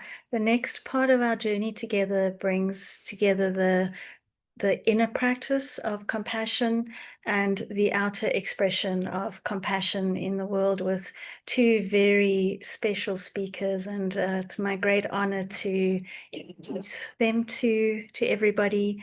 So thank you, Chris and Susan, for to be with us today and to share with us. Hello, Chris. So Chris is a psychologist and a lecturer in psychiatry at Harvard Medical School, and he's a co-developer with Kristen Neff. That's the internationally recognized Mindfulness Self-Compassion Program, which I'm sure many of you know. It's been taught to more than 250,000 people worldwide, and it's been translated into 20 different languages. And he's the co-author of the Mindful Path to Self-Compassion workbook and the Teaching the Mindful Self-Compassion program. And his work has made self-compassion accessible to countless people across cultures. And he brings with us, and shares with us teaching of great depth and heart. So welcome, Christopher. Thank you for being with us. And Susan, to meet you.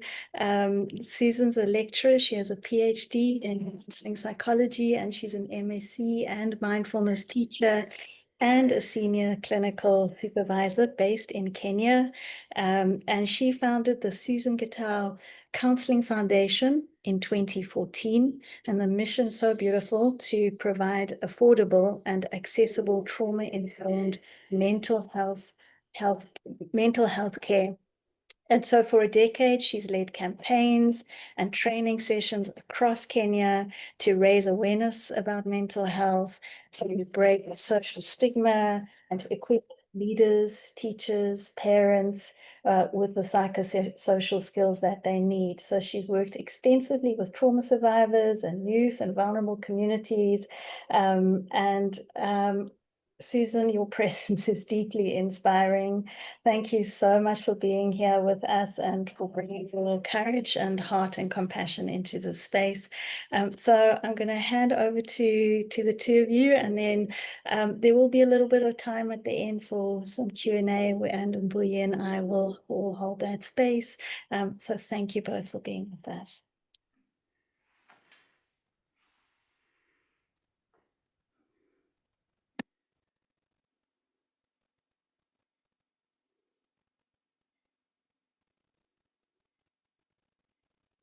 Chris, you can go. I'm waiting for. Oh, no, I was waiting for you. You go first. In Africa, we respect the seniors, eh? Wow, So we wait wow. for. So I thought now here you're in Africa, wanted to you as a senior to kick off. Yeah. Thank you so much for having Chris and I this evening. It is 4:45 p.m. in Kenya. And probably just a simple introduction of myself. It's done also very well, but maybe for the sake of what we are going to share with you tonight, and this is not hidden. Maybe if you go to Google, if you just ask AI, just a little bit of Dr. Susan Gitau. I am actually, I would say, a daughter of a father who battled mental illness for over 23 years, as I got to know about it. And also growing up in one of the largest slum villages in Kenya. And so I think I grew up with a lot of multiple trauma. And even when I became a high school teacher working under the government in Kenya, I didn't know these traumas followed me. And until I met Chris in 2018 in the first training that Kenya held in mindful self-compassion, I was a very disturbed lecturer with my PhDs. To tell you the truth, I was full of anxieties. With my PhDs, once in a while, I would feel very hopeless. And I would also feel like I want to give up on many things day by day. And Chris is a witness. I think out of the 55, the trainees that Chris had in Kenya in 2018, I'm the only one who kept pushing. And maybe, Chris, you may not know this. Your words, your encouragement, your mentorship really helped me in there. And I felt I have this, in Africa, we carry debts and we like to pay debts. I felt the only debt I can pay back is to be kind to myself and to always walk in myself in every moment. So as I share with you, my fellow African brothers and sisters, I am here as one of the people who are beneficiaries of mindful self-compassion practice. Thank you. Over to you, Chris. Yeah, thank you, Susan. It's always such a joy to do anything with you and to hear your words and also to be friends. Thank you. I'm also super grateful to eamba and also the Institute of Mindfulness in South Africa for hosting this conference and for inviting Susan and me. And it's also, I just listened to some of the amazing conversation about trauma-informed mindfulness, and it's such a joy to connect with really committed and soulful colleagues from around the world and to support one another. And in particular, I love the mission of evolving an ecosystem of trauma-informed, contextually grounded mindfulness practice. Anyhow, speaking of context, I'm calling from the state of Massachusetts in the United States, from the unceded land of the Massachusetts people who still live in this area and from whom the name of this state was derived. Just briefly about my own story. I first learned mindfulness in 1977 in Sri Lanka and have been complementing mindfulness practice with self-compassion since 2006, when loving kindness meditation, particularly for myself, resolved 20 years of pretty debilitating public speaking anxiety. And since then, I've worked with Kristen Neff and colleagues around the world to bring the mindful self-compassion training to the world. Yeah, I met Susan in Nairobi in 2018, and we've become fast friends and colleagues since then. So what I'd like to do is to take 10 minutes to share what we mean by self-compassion, particularly focusing on the relationship of mindfulness to self-compassion, and then another 10 minutes to lead an informal practice. And then after that, Susan will talk for about 15 minutes about her work in Kenya and Rwanda. And then, as Linda said, we'll have another 15 minutes for discussion. But I just want to say I'm just so happy to be here and just so grateful that this meeting is taking place. So what is self-compassion, you know? I love that Linda, I think she called it inner compassion, you know? The words self-compassion sometimes kind of make people gag, you know? Self, we feel like selfishness. Compassion, many people think is weak. But you just call it inner compassion, all these struggles disappear. Anyhow, but that is the term we're using, self-compassion generally. And an informal definition of self-compassion is treating ourselves with the same care and kindness and understanding as we would treat a good friend. And that's really easier said than done. Most people in the world are far more compassionate toward others than themselves. But that comes with a price. You know, there are now over 9,000 studies in the professional and academic literature that show that self-compassion is a common factor in health and well-being. In fact, the number of measures of well-being that are correlated with self-compassion is it's kind of ridiculous. Actually, a scientist, Mark Leary, said the research is now getting boring because of that. Self-compassion is associated with life satisfaction, happiness, optimism, emotional intelligence, coping, resilience, authenticity, self-improvement, gratitude, wisdom, curiosity, vitality, autonomy, all kinds of things. And it's also associated with negative, with decreased negative states such as anxiety, stress, depression, PTSD, addictions. And since everyone here is a mindfulness teacher, you might notice that there's a ton of overlap in terms of this broad spectrum benefit of growing in trait self-compassion, just like trait mindfulness. The formal definition of self-compassion, which was created in 2003 by Kristen Neff, has 3 components. And those are mindfulness, common humanity, and self-kindness. And so mindfulness is often the first step towards self-compassion because we need to know that we're suffering in order to have a compassionate response. If we are unaware of suffering, it's not going to happen, you know? So that's part one. And when we can really open to suffering, you know, in that beautiful way that Walter was describing in the last talk, with a quality of open-hearted presence, then we also feel more common humanity. We feel less alone. Often when we suffer, we feel alone. But when we've kind of cracked open the door with mindfulness, then we can also start to experience our suffering as part of the human experience. And that's common humanity, and it's an essential part of compassion. If we feel alone, we get frightened and we can't be compassionate. And then lastly is self-kindness. You know, many people equate self-compassion with self-kindness, and that's the quality of warmth and care.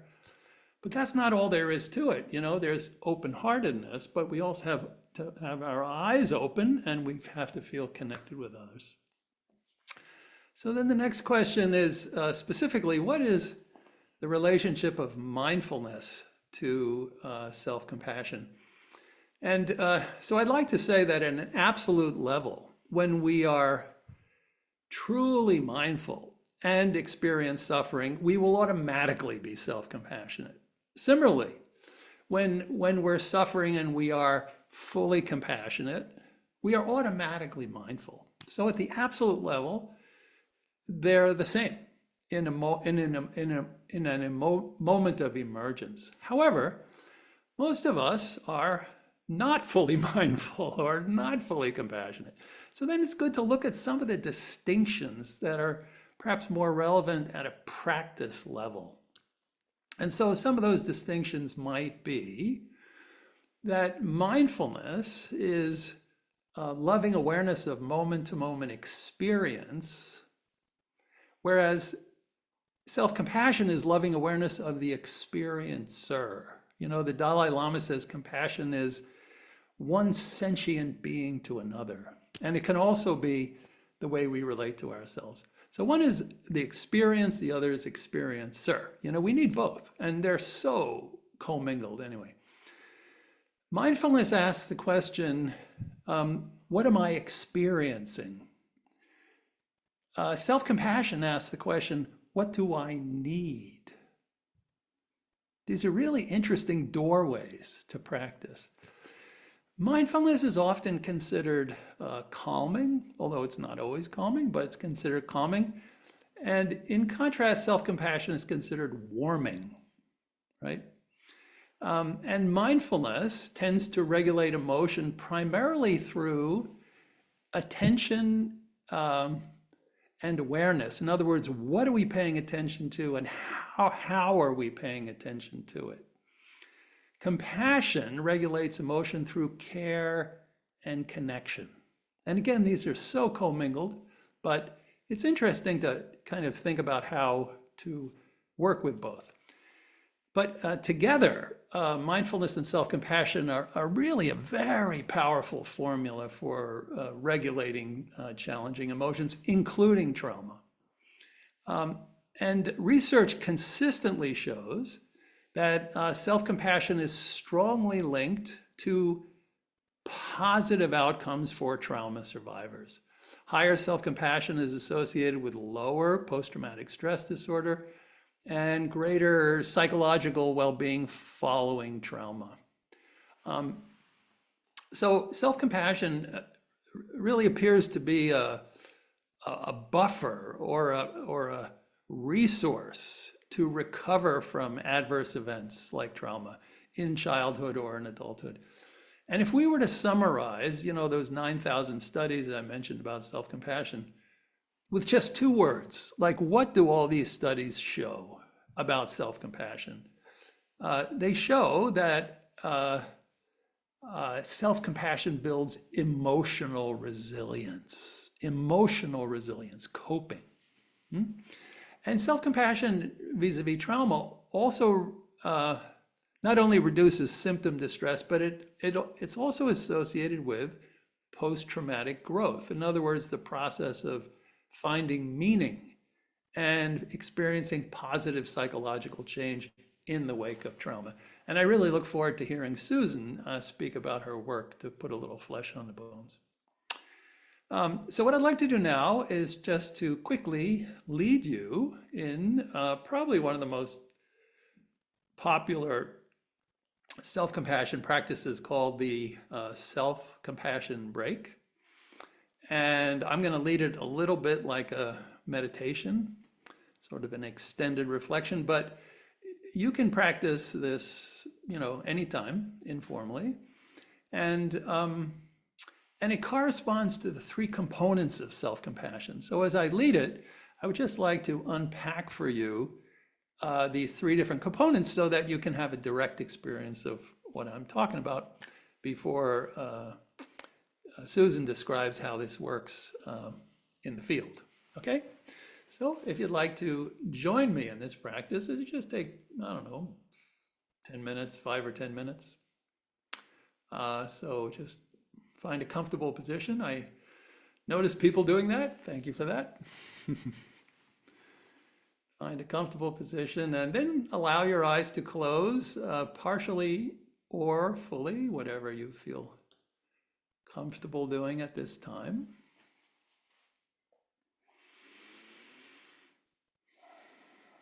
And perhaps dropping your awareness inside your body and just noticing all the sensations going on inside right now.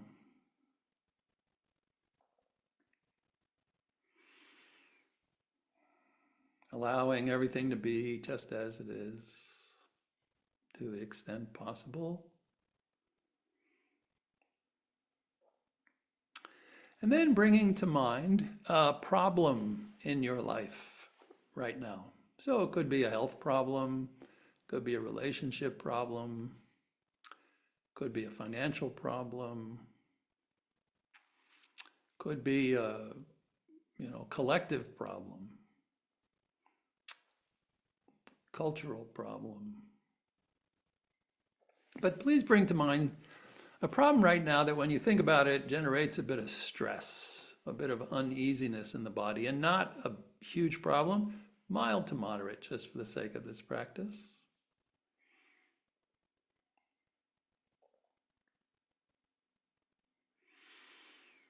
And then allow yourself to feel into the problem, visualizing who's there, maybe some images, some words. And mostly giving yourself permission to feel the distress associated with the problem. In other words, giving yourself permission to feel a little uneasy as you think about it.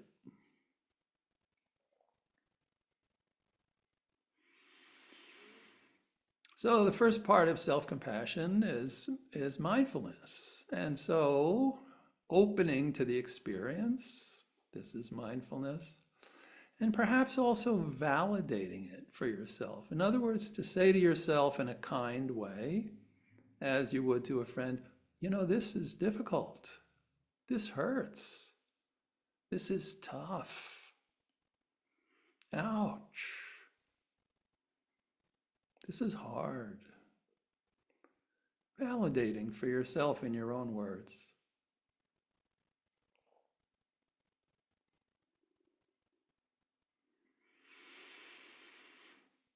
And perhaps noticing where in your body you feel the distress the most, and also making room for that experience.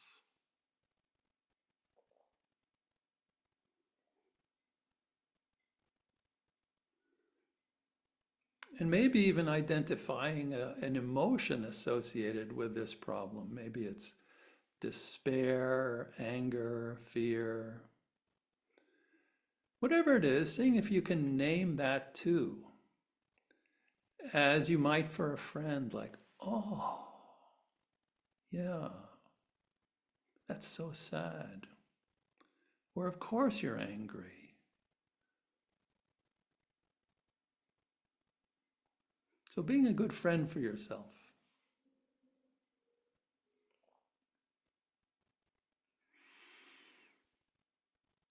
So that's part one, that's mindfulness. Part two is common humanity. And that means right now, seeing if you can be aware that there are quite a few other people who might feel just as you do in the same situation. That actually, although the details of the situation are always unique, the way you feel is part of the human experience. It's part of being human. In fact, you're probably less alone right now than you feel. Even right now on this Zoom call, there are probably quite a few people who feel very similar to you in this moment. You know, as the Buddha said, suffering is a part of living.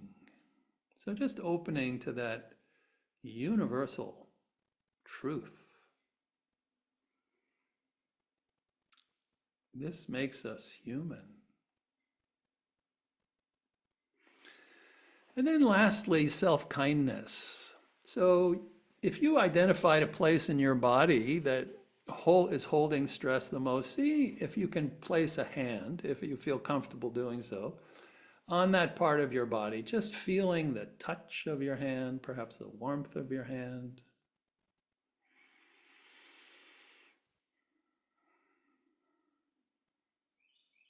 That's a simple expression of kindness, gratitude to your body for holding this so bravely.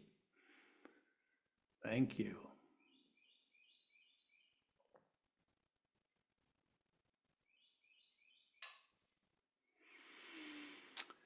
And then also imagine that somebody who knows you very well and loves you, could be a real person or an imaginary person, were to whisper into your ear right now something that you really need to hear.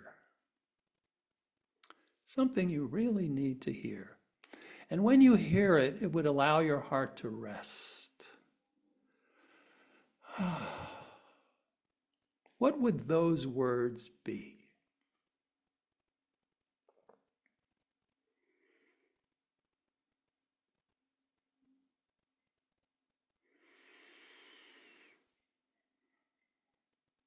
Maybe simple words like, I'm here for you, I love you, I trust you, I believe in you. You've got this. You have what it takes. You are a good person. What words would allow your heart to rest, even in the midst of this problem?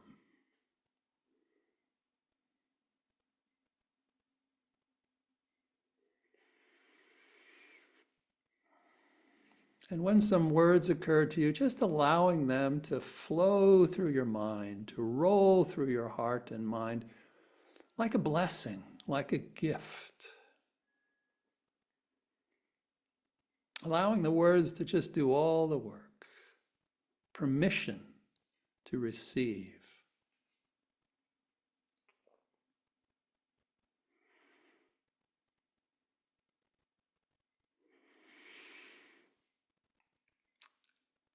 Okay, and now still keeping your eyes closed for one moment, allowing the practice to settle just a little bit.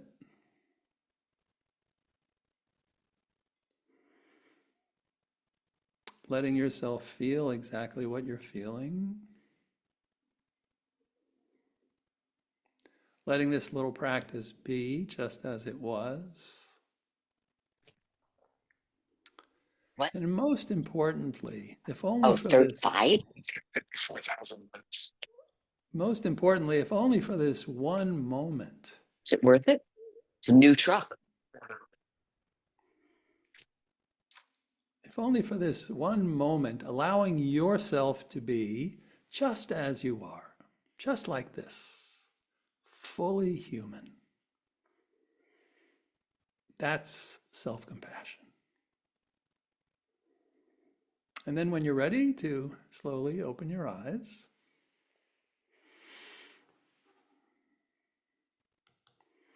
so thank you all for doing that practice. Usually we have a period of inquiry afterwards, just like in MBSR or MBCT.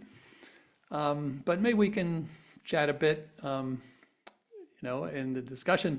I definitely want to make as much space as possible for Susan and hear what she's been up to recently in Rwanda and in Kenya. Dear Susan, take it away. Thank you, Chris. That was quite calming. Thank you so much. Yeah. I would also want to create a lot of time probably for Q&A. So I'll also be pretty fast. Allow me to just be that.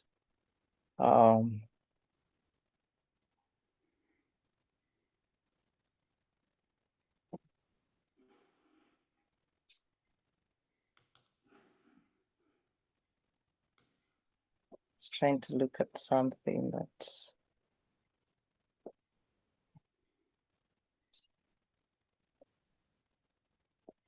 was trying to look for something that we have in Africa. We have wheat. I was trying to look at the dominant probably skin color. And I was really thinking, this is exactly where we are. And I'll focus mainly on what I have done in Rwanda and Kenya since 2018. I think that has already been done, so I don't need to go through all that, but it's always good. There's one thing I have seen the religious leaders do, and I think mindful self-compassion is a spiritual affair as well. It reaches to the core of our souls. So I always feel it's good to talk about my journey with mindful self-compassion. It started in Kenya, February 2018, when Chris Germer led a team of MSc teachers and practitioners from all the world to Kenya. And I got in there. Fortunately, I live far from where we had the training. So I stayed with them. And I think our bonding began there, sharing stories. Africans, we talk. I didn't know I was talking myself into very big mentorship and scholarships worth lots of money. Thank you, Chris, again and again. And so in 2018, the same year, October, I proceeded to USA for the MSc teacher training. That is after 6 months as the requirement for the MSc 8-week program. And probably showing what I was doing with what I learned in class. And then 2022, I got another scholarship to train in self-compassion in psychotherapy. Because as a psychotherapist, I can tell you my work is more fruitful, more productive, more meaningful with my integration of self-compassion in psychotherapy. And then the same year, 2022, I did the first MSc sensitization training because I was still a teacher in training, working under Chris Germer and later on with Miriam Lute. And so I started at African Nazarene University. And to date, I have been practicing in small ways. If I'm invited to a village meeting, if I go to meet my teenage mothers in the slums, if I am working with the youths, I am in the church, wherever I am, I like to bring the small ways and circles of what I have gathered from Chris. Like anything Chris does, whether we are talking or having a meal, you will see MSc in that. And I think for me, that has helped me to embody mindful self-compassion. And what I also have done, if any countries I have visited, I've been to South Africa for one event, but it was different, but I still brought in the self-compassion. I've been to Nigeria, I've been to Tanzania. Those are countries now in Africa. And I just have to let them know there is this beautiful thing or way of practice we have missed in Africa that really can bring the wholeness and help us actually to be the best versions of ourselves. As at Susan Gitau Counseling Foundation, that's our way. So you might find somebody greeting you like that. You might find somebody as you do everything, they actually having, that MSc gesture, and that's it. That's just a bit of what we had in the US.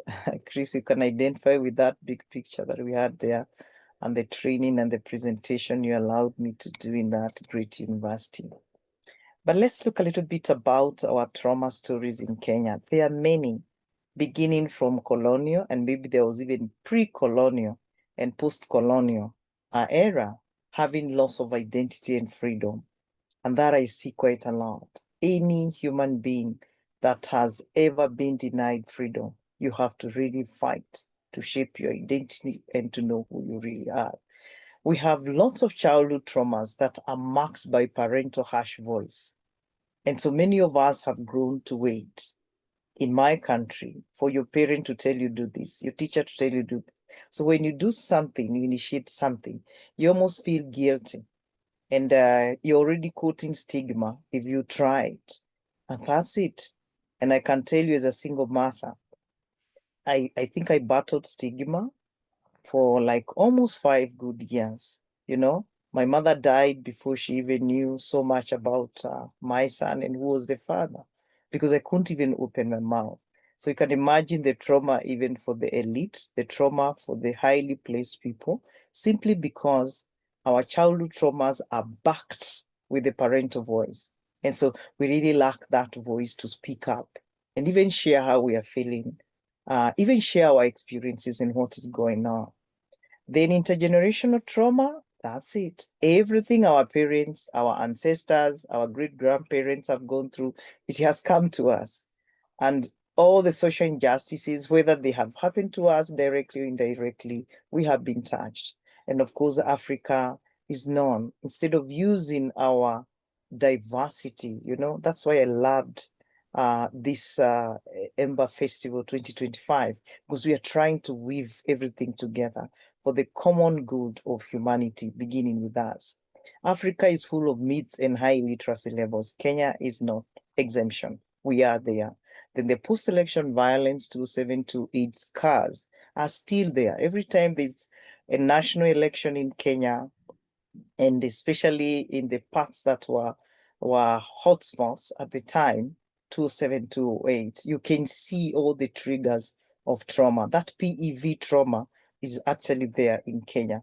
And that's why I chose to do my doctorate in developing a trauma model that can incorporate what I find working in the West and what can work in Kenya. So that we can continue looking for ways to deal with our traumas. But I want to tell you, I think for MSc, self-compassion is just magical, if so to say, and for the spiritual people here, it's kind of miraculous and probably divine. And so developing that compassion for self and others, it's a challenge and it's a journey. Like I have said, there we are And even in our talk, if you look at the way we talk normally in Africa, we are loud and we think it's okay and fine, it's okay. But you can imagine when you learn the journey of having that self-compassionate voice and embracing it. Ideally, it calms the whole of you, it calms your brain, it calms your soul, it calms your environment. And so everybody that comes around you, sometimes they're not aware why they are feeling this calmness, but you just become that radiant human being that passes on that compassion. We do have some challenges in Africa as well, fighting for gender equality and equity. I think that's a battle we still have. And also developing self-compassionate helpers or healers because of probably resources, because of inadequate MSc licensed teachers in Africa. That's why I feel so much honored to be in this space. And in Africa, in Kenya, there is no mindful self-compassion without psychosocial support. And why I say so, because every work I like to do, I love young people very much because growing up in slum villages was very difficult for me as a girl who had to really fight her way up even to become that doctor. Honestly, I was the first doctor, PhD holder from my slum. And from me, many other young people have seen it's doable, but not without pain, not without probably shame, stigma fighting. If you look at that picture, the one in red, that was COVID-19 period. And those are girls that I go back to that slum. That is where I grew up for 17 years. I go up there because I know what they lack, and I lacked that. And so as much as I'm going to teach them that self-compassion, there is an extra step, because we say compassion is definitely seeing suffering and taking an extra step to alleviate that suffering. If I can do that mindfully, then I can do that in actionable activities. So I still combine MSc with community service activities. So what has really probably made me take up Kenya and take up Rwanda, because there's a lot of denial in our pain. We don't want to visit it and we think we are okay. But we can see the violence and sexual gender-based violence situations. And we're asking, what is driving all this? Chemical and non-chemical dependency. In Rwanda right now, I was here just the other day in August, end of August, and I have seen places where I have been before. There are many, many, many joints for for spirits and alcohol. And the Rwandan people that I know are very soft-spoken. They are drinking and drinking. And this particular time, I chose to work with a recovery center, and the statistics were shocking. And some of the youths who are abusing alcohol and other drugs of abuse, they were not there when the genocide happened in 1994. And so they are actually reaping from the intergenerational trauma from their parents, great-grandparents, or the stories that are told on social media or they read. There is heavy radicalization in my country as well.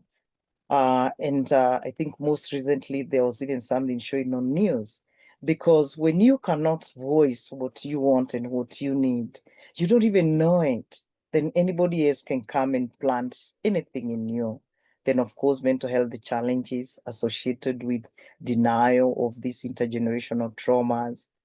There's anxiety, high-level anxiety, that when you tell people, close your eyes, stay still, take a deep breath, it's hard. They want to keep their eyes open.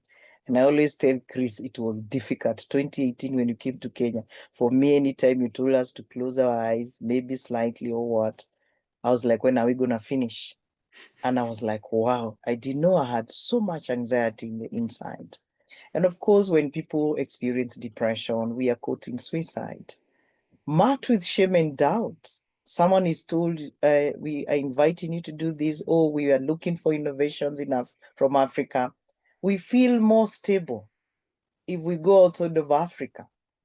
And yet everything we have is within us. And thank you, Chris, for making me believe that Susan, it's doable. It's doable. And making me love my country and love my continent and serve my country and serve my continent. We have overdependency because you have shame and doubt. You don't believe in yourself. You want to go out. These are two situations, two reactions, responses that I have observed in Kenya and Rwandan people. Then, of course, the cycle of poverty in Africa. You wonder, we have so many resources. Why are we in that cycle? And when I look at myself and my siblings, I was born in a family of 8 siblings. When I look at them and I look at me and the journey I have taken in empowering my mental health and well-being, we are different. But since I started doing mindful self-compassion, I just want to be very, very honest with participants here. I don't know how I have done it, but I have found my siblings day by day becoming better thinkers, becoming better narrators, becoming better, blood siblings, and doing better together. And so my wish tonight is that we can inspire one another to think about us in a big way. And for sure, studies show this is what trauma does. I don't want to stick to the first triangle there or a pyramid. I want to look at the developmental trauma, where there is a lot of trauma. People are surviving because the autopilot brain, is the one that really works, the reptilian brain. It's the one that works. It's reactive, full of anxiety. Any moment you spark. And then regulation of emotions becomes difficult. And so we are asking, why do we have a lot of violence in Africa? Why do we have a lot of maybe peace and conflict engagements? Because we can't make peace. Every time you try to make peace, you are sparkling, you just there busting and things go wrong. And then when we talk about social and emotional connectivity, we are together, but indeed we are not. And that you can explain with that lack of mindfulness. Because if you are experiencing yourself in the present moment, just as you are, they become so easy to really want to experience the other human being. And definitely, we are very bright. You can see a child of 0 to 1, 0 to 6 years, if there are no traumas in their lives, how bubbly they are, how confident they are. But later on, as the traumas accumulate and there are triggers in their lives, they lose it. And most of them will lose them in teenage when they should be shaping their identity. Now you can see my maybe take on taking care of the youths and the teens. So trauma-related studies in Rwanda, probably when I share this later, you can see a lot of intergenerational trauma in Rwanda. 1994 genocide. We had forgotten. I remember I was a second year at the University of Nairobi. I saw bodies flowing in that river Akagera. And every time I go to Rwanda, I like going through that space to one of the genocide sites in Rwanda. But I had forgotten all this. And that is what trauma and issues in Africa make us forget. Forget history, forget the pain we went through. And when we forget, either by masking or by denying, whichever means, that means we do not do something about it. But Rwanda is one country where you will find genocide sites planted everywhere. The people died. And over 1 million lives in 100 days were lost in Rwanda. And so it's a history that Rwanda does not want to forget. And so the only thing that needs to be done every now and then is to increase a lot of psychotherapy support. And this practice, because it's broad-based, it can capture very many people. I find it very helpful because every time I go there, even if it's a small number I am going to touch, it's better than none.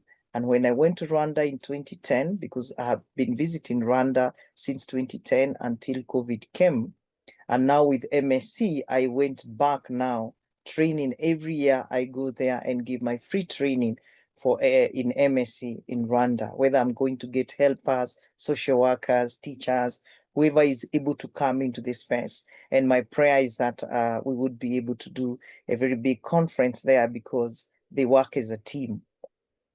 I remembered, I saw this. Susan, what did you do? I did nothing. Susan, what do you have in your hands? No one is too poor to give.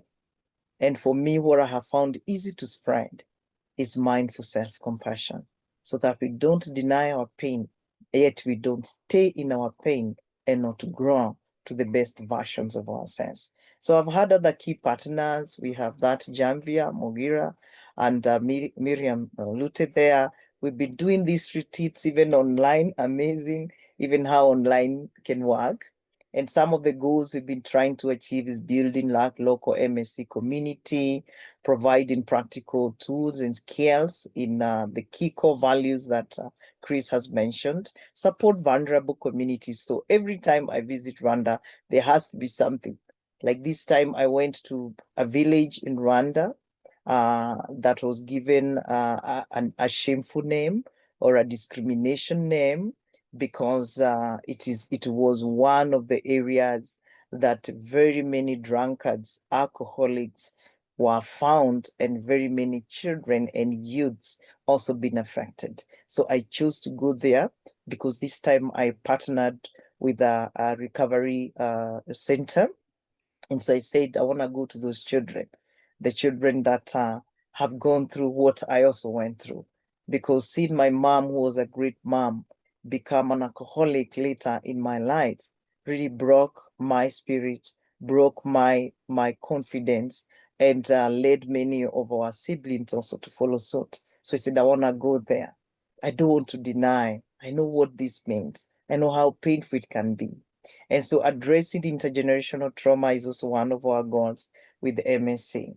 Some of the outcomes, though not scientifically tested, this is where you just do a round and you ask them, And I guess this is an area that probably, us having funding, we will try to actually bring out scientific data from the trainings we have had in Kenya and also have had in Rwanda.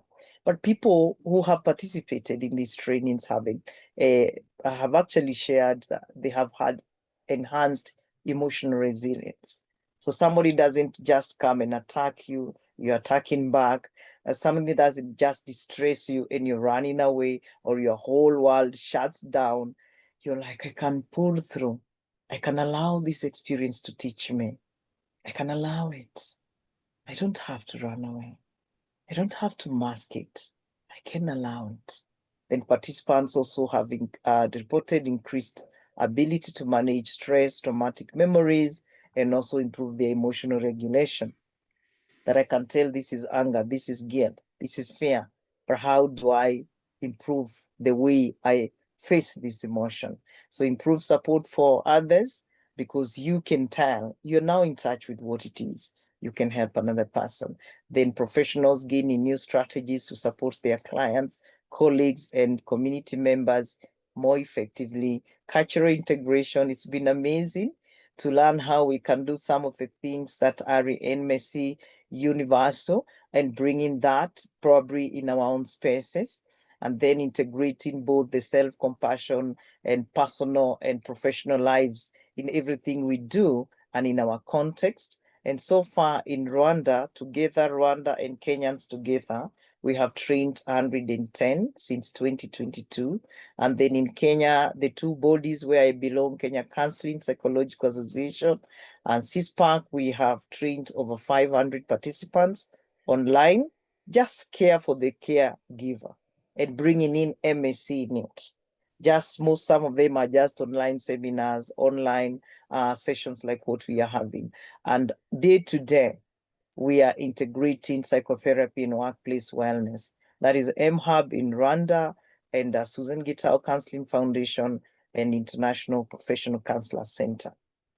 So this is just what I have shared with you. So I don't need to get back to it because I have shared what we do in Rwanda and what we have done in Kenya. And probably just to recap, I may not take you through any practice, that is Chris' work, but these are just some ways we have tried to make people really practice self-compassion, being aware of what you tell yourself in this particular space. Practice empathy for your choices, because sometimes we are so harsh, and we are human. We make mistakes. We have weaknesses. And probably every time doing that positive and encouraging self-talk, that Susan, irrespective of your past, irrespective of your pain, shameful deeds, whatever it is, you are still a beautiful soul. You still have another chance to be the best version of yourself. There are many things you can turn inward to yourself. This is a team from African Riverine University and some of the counselors that would visit where I teach. And that was the first sensitization that I did. Soon after leaving US in 2018, I had to bring it fast. We say charity begins at home. That was just a team of counselors practicing with us. So as Africa, I believe we can take compassion to the world. As we receive it, we give it. That we can also shift the mentality that we are always waiting to receive. And thank you, Chris, because with the radical acceptance, I have been able to believe I can do it in my own way, in my own style, because this is my own uniqueness. And when I talk about radical acceptance, is accepting we have suffered in so many ways. Yet our suffering may be unique, but we are not alone. We belong to another pool of human beings universally who are suffering in their own ways. And so together, if we come together, we can look for ways not to run away, but to actually make it better, make it bigger for the whole world. And I believe weaving our wisdom together is gonna give us greater opportunities to serve. I can't wait to be in SA to join some of the trainings. I have seen Simon there show on mindfulness. Exactly. I've never done mindfulness face-to-face. I think I am a touchy person. I'm very practical, but I have done online on my own. But experiencing this with other people is great in Africa because we are just a community. Some of the challenges we faced is limited licensed MSc teachers, and I hope this can be done, that we get more and more MSc teachers, or even working together like what we have modeled with Chris. Multiple trauma situations are still existing in Africa. We have cultural barriers. We have tried to translate the Mindful Self-Compassion guide, just a simple guide, into Swahili, and especially for the Eastern African countries. And sometimes I lead simple MSc practices in Swahili. We have lots of needs of well-being. Like when I'm not thinking about a problem, when I am just feeling free, it's like I'm committing a crime. And so people say, you shouldn't just be that calm, shouldn't be that peaceful. And so these cultural barriers are one of the ways I can say it's been a challenge. Some people even say, why are you telling us to close our eyes? Why are you telling us to lower our gaze?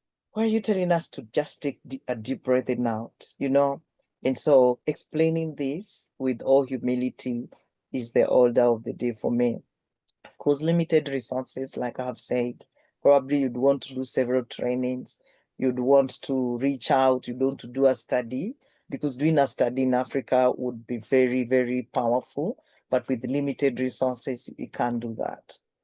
I am one of the very deep admirers of all peacemakers in the world, because I have been wounded myself, but I have seen there is more of from giving and receiving peace than fighting back.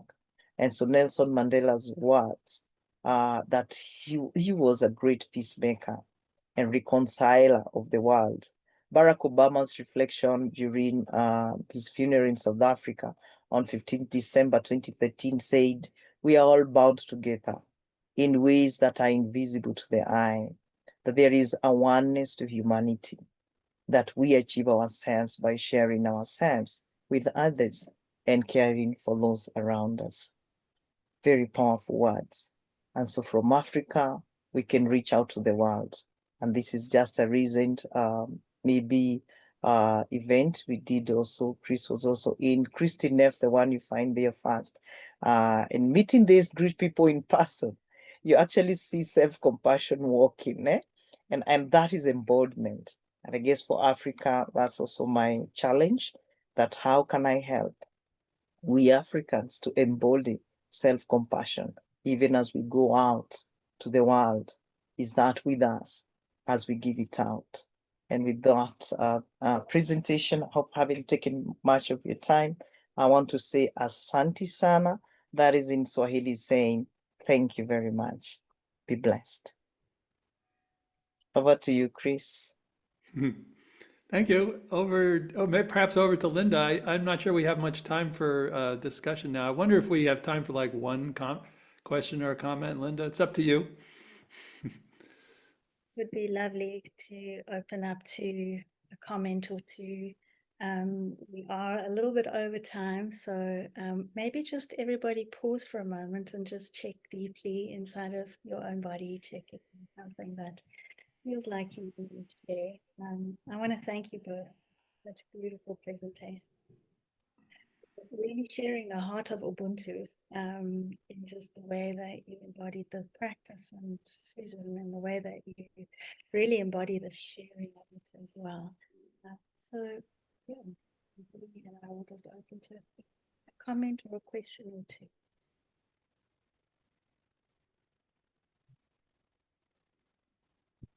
So you can raise your hand if there's something you want to add.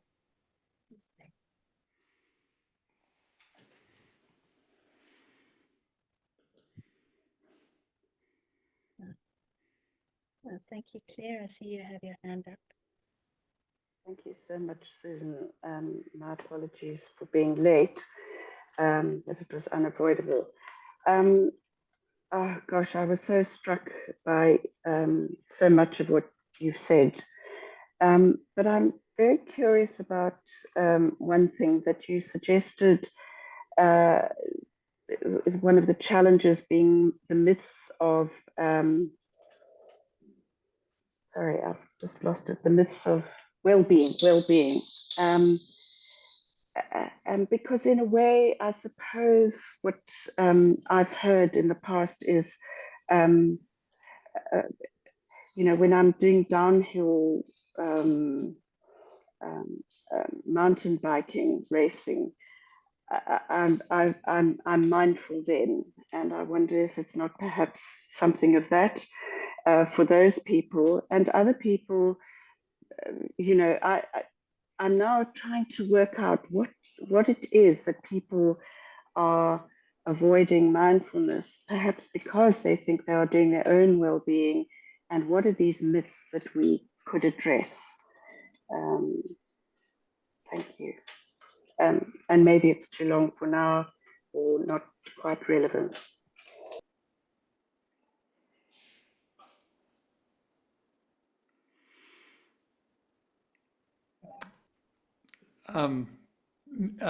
Perhaps, Susan, you could address some of the obstacles that come up for people when they are opening to their experience, perhaps with compassion or with mindful awareness. What kind of concerns do people have? One thing you said, for example, Susan, was that people don't want to close their eyes. They want to know, why am I doing this? Especially if they're traumatized, you know?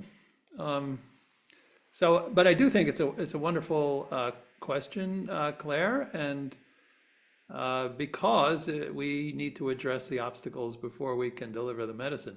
What do you think, Susan? And I'm happy because Claire says she came in a little bit late. I hope she found me when I was starting, or even when I introduced myself, and how I thought, being a seasoned, experienced psychotherapist in Kenya, that I was fine, even with the whole of May, until I could not manage my burnout at workplace very well. I could not manage my anxiety with very high expectations for 100% performance, coming from a struggling environment and family background. And we are not saying that this is the only way, especially to address traumas in our lives. But I think I have found it an easier way to always come back to me, even when I'm unable to do that. The myths that are there are the ones probably I'm saying with research, we can look for ways, like in Africa, what is self-compassion in Africa? What is kindness in Africa? You know, and again, if you come to Africa, like in my country, we have 44 ethnic groups. You can imagine with their different spaces where they come from. But when you look at the three C's of MSc, the ones that Chris has taken us through, you realize most of the time, sometimes we think when I'm doing exercise, when I'm running, which is okay, it's not a bad thing, it will help my brain. You know, it's more of a neuroscience. But when now I am coming to self-compassion and I'm coming to kindness or common humanity, approach to my, because I don't live as an island, I live with other people, it becomes easy even to see suffering in another human being. Because in most cases, what I have found is in Africa, when you talk, sometimes you're afraid. And when maybe let me talk about Kenya and talk about where I am. When you talk about your pain, you're a weak person. When you say, I'm experiencing this anger in me, you've not been brought up well. You know, if you remember, I said harsh voices, you know, critical voice. It is external and then it becomes part of you. So for you to let it out, that self-compassion journey, I would say personally, has been amazing. And the small trims and circle of supervisors and counselors I have taken through or help us, it's been amazing. And now again, I said in my family, where everybody was reactive, you couldn't even have a normal conversation. And now I can be there with calmness. I don't have to react the way I used to do before. But there are those challenges that I want to help. I want to go out of this small circle of mine, but these barriers and the needs are there. And probably speaking and having candid conversations is one way of ensuring that people really understand what self-compassion is and the practice of the same. I hope I said something clear. Thank you, Susan. And thank you, Christopher. So thank you for that wisdom. I loved, Susan, when you mentioned or talked about compassion, when you framed it as seeing suffering and taking the next step towards alleviating it. So thank you for naming that. And thank you for naming some of the challenges or the suffering that we see on a daily basis in Africa. And thank you for naming ways we try to work with that suffering that are unskillful sometimes, like alcohol, that is made easily accessible, which is a very easy way to escape and work with the suffering. But I think when we see these challenges, like there is an invitation, or there should be an invitation to be curious, and to be curious as to what leads people to engage in such behavior, because people want to cope, especially in Africa. You talked about gender-based violence, you talked about radicalization, you talked about poverty. Those are things, or those are challenges that are very present in our everyday lives, even here in the southern part of Africa, not just in East Africa. And I think it's all over Africa and all over the world. So thank you so much. And as you were talking about self-compassion and compassion, couldn't help but think about how in South Africa, especially in the rural areas that I grew up in the eastern parts of South Africa, when there is a death in the village, there would be this scream or this cry, like just a very, very sharp cry and scream. And the elders around in your house would drop everything and go and be there in that house. Everyone, like all the elders, will go there, even if it's in the middle of the night.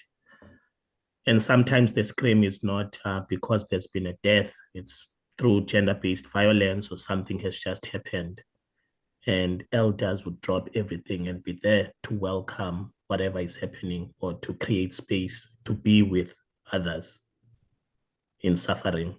So thank you, both of you, for the reminder of what mindfulness can enable, which is this space, this ability to show up for the suffering that's there in the world. So thank you so much. I think, Suzanne, when you say Asante Sana, the response is Karibu, or maybe I'm getting it. Yes. Yeah, so Karibu to you. And thank you, Christopher, as well. I will hand over to Janine.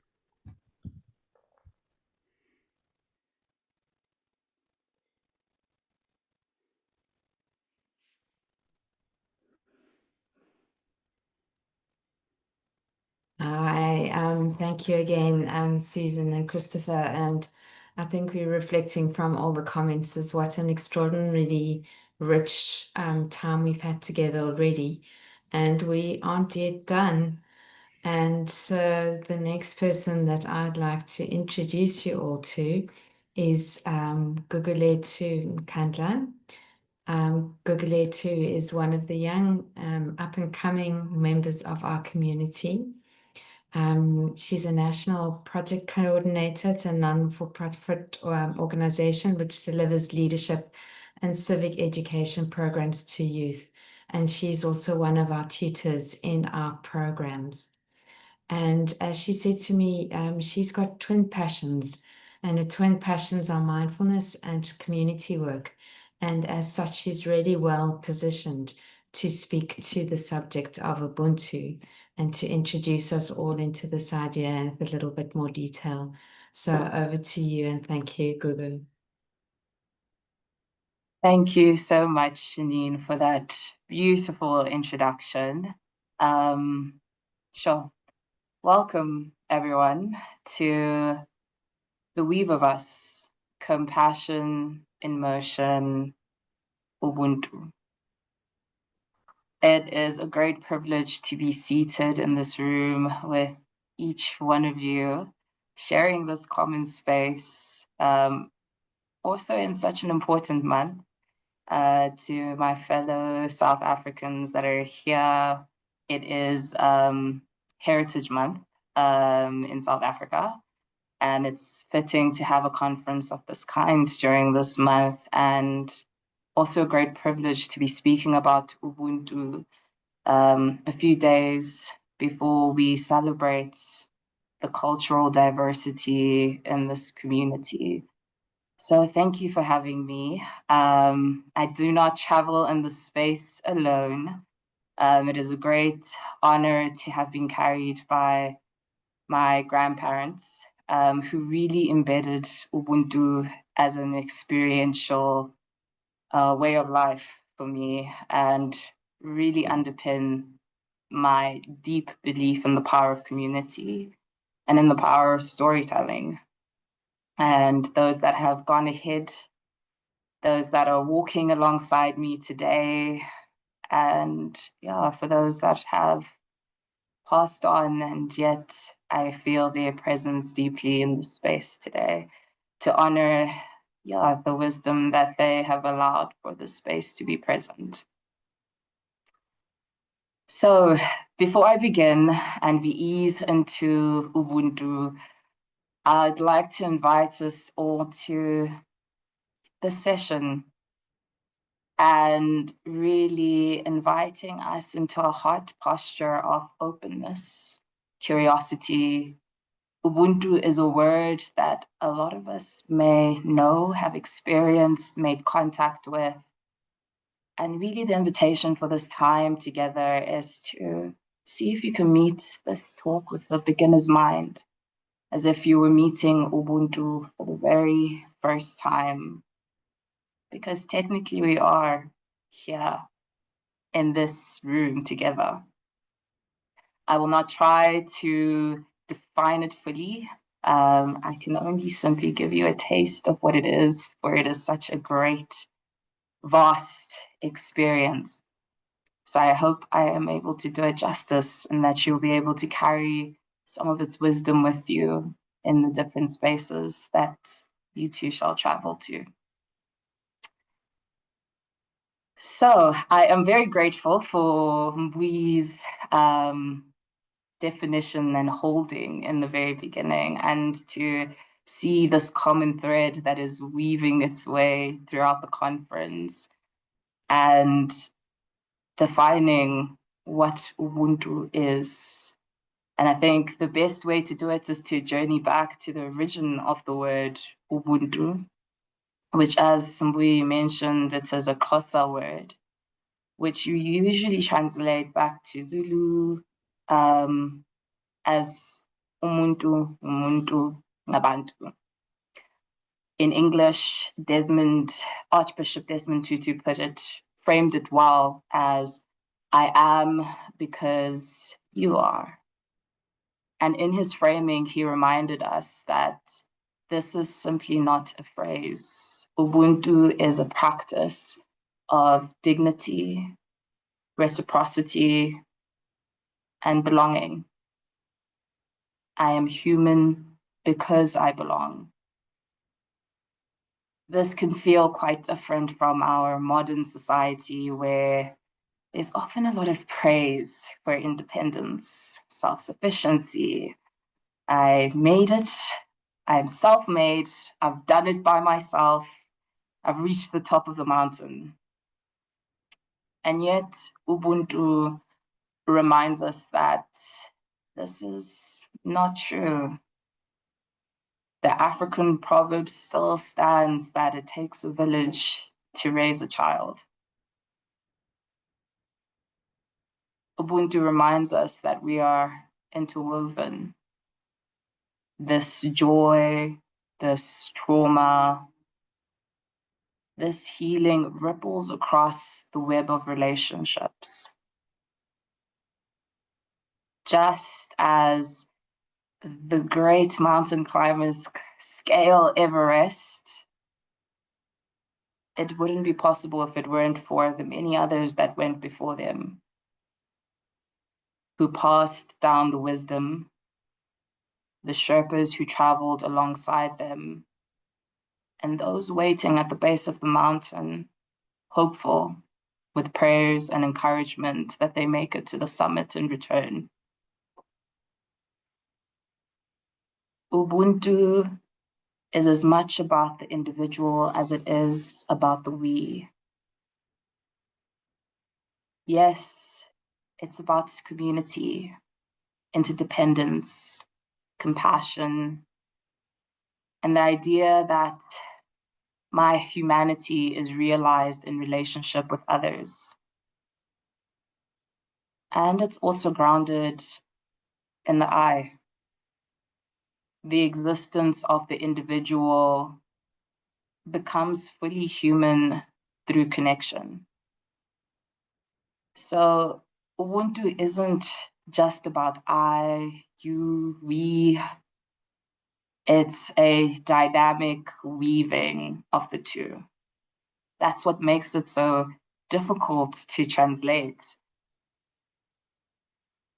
The I cannot exist meaningfully without the we, and the we is not whole without each I.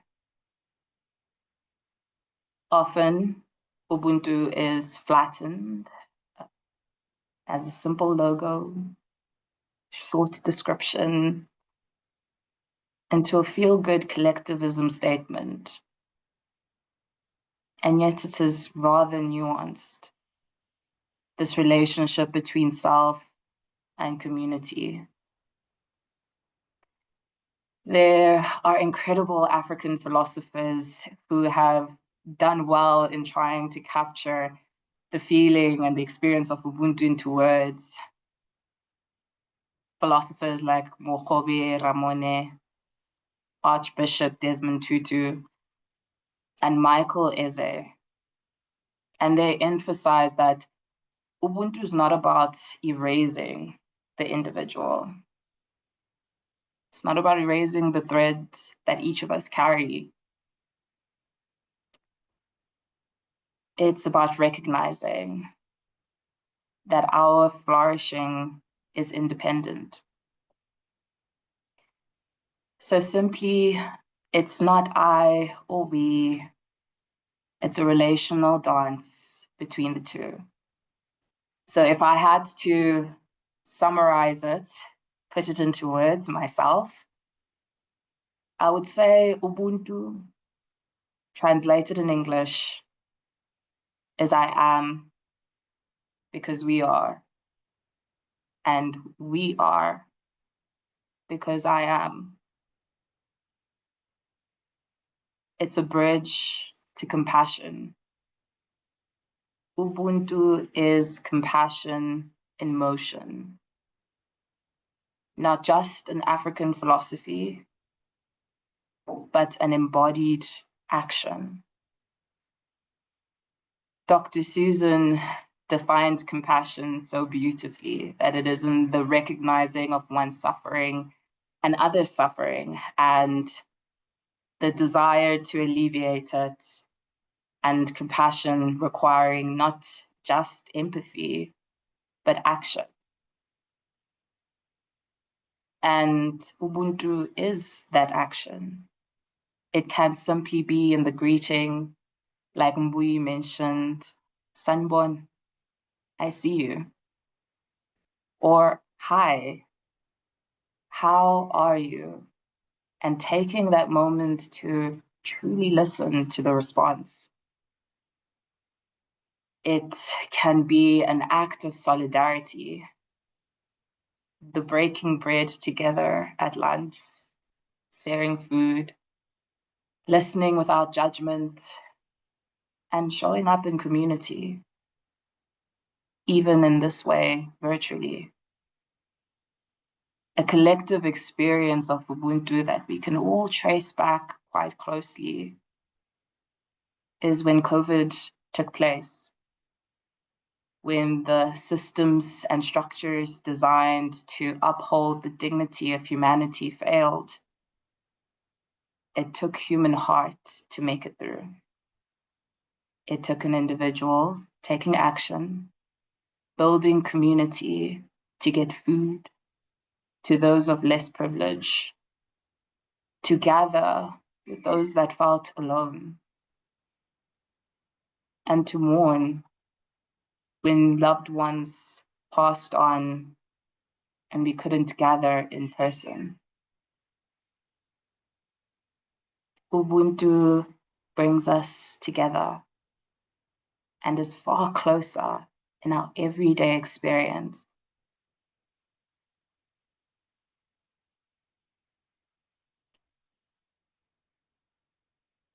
Within these communities, there is also the self-compassion in Ubuntu, the tending to our own suffering that allows for us to tend to others with a gentle curiosity, a different kind of knowing.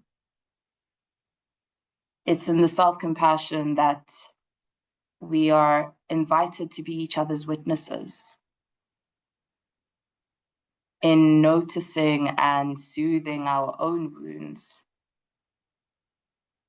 We are resourcing ourselves to hold safe spaces for others. Whilst suffering and trauma may isolate, Ubuntu opens the door and shines a light and reminds us that we are not alone. It is restorative. The compassion is the healing balm, sometimes applied by others, and sometimes by ourselves, and always part of a collective healing process. So in linking back to the threads,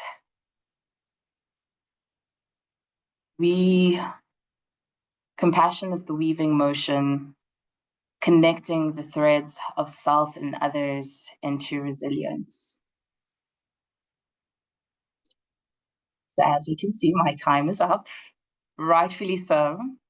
And as we ease into the next part of our time together, which is really around storytelling. Ubuntu lives in stories and in witnesses. And the stories are how we remember that we belong. And sharing our personal narratives in a trauma-sensitive environment allows for our wounds to breathe and for joy to flourish and build the safety of connection. So I would love to invite each of us to join a group where you will be gathered in fours.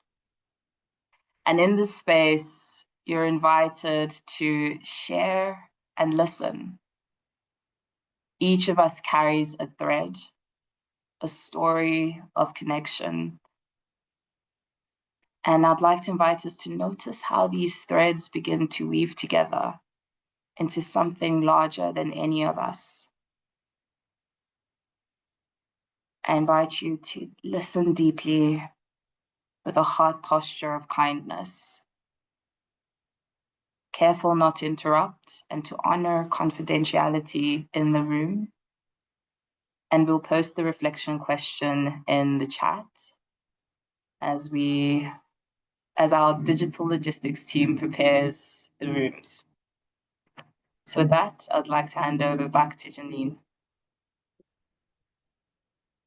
Oh, beautiful. Beautiful, Gugu. Thank you so much for that. And just for giving us a taste of your understanding, which you can feel is really deeply embedded in who you are. So as Gugu was saying, is that an important aspect of Ubuntu is storytelling. And for us all to be able to tell our own stories, we're giving you all an opportunity to do that. And we invite, I'm seeing many of you do have your videos off, but if it's okay for you to just join in, and you'll be in groups of 4. And the questions are going to be, is to relate a story or experience that made you aware of or awakened your sense of interconnectedness. And how did that experience impact, shape, or transform you personally? But just to be thinking, it's just reminding us about this importance of interconnectedness. So the questions are in the chat, and we will be divided into groups. Thanks.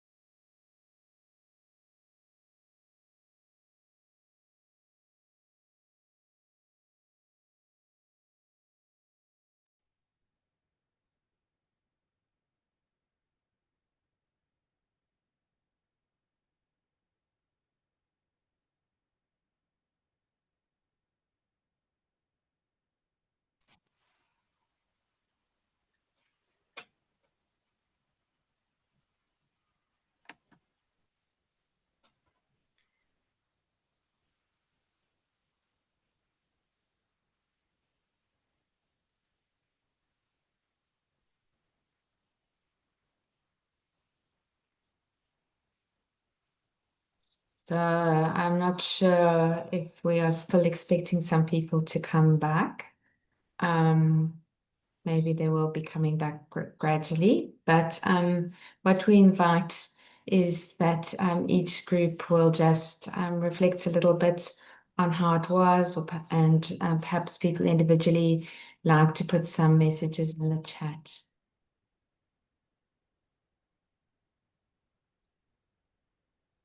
Janine, what about also just having some spoken voice while we also have chat in the chat room, in chat box? Sorry, to read the chat box. And what about inviting people to just share a little bit, like with who'd like to just offer something? Yes, those are the two options. So I don't know who would like to share back from each group. Maybe I can start with the group 3, if that's okay, if everyone agrees. Yes, do we go in order or can I just jump in? Oh, whatever. Thanks, Tilly. So I'm kind of like taken a little bit by common humanity in representations of our stories. So we had some commonalities with regions, so some connection with XU and then with South Africa, and intergenerational connection as well. So interconnectedness within our small group through our stories was really touching. It was emotional at times as well, and I'm just aware how easy it is for us to come to that soft, vulnerable point of interconnectedness and yet feel strength and support, which is offered by the group that is being held. So even though the stories were quite different, they were really weaving each other into common points, like stepping stones, and in the end I feel like we got our full one story of interconnectedness in our small Zoom breakout room. So thank you all. Thanks, Talida.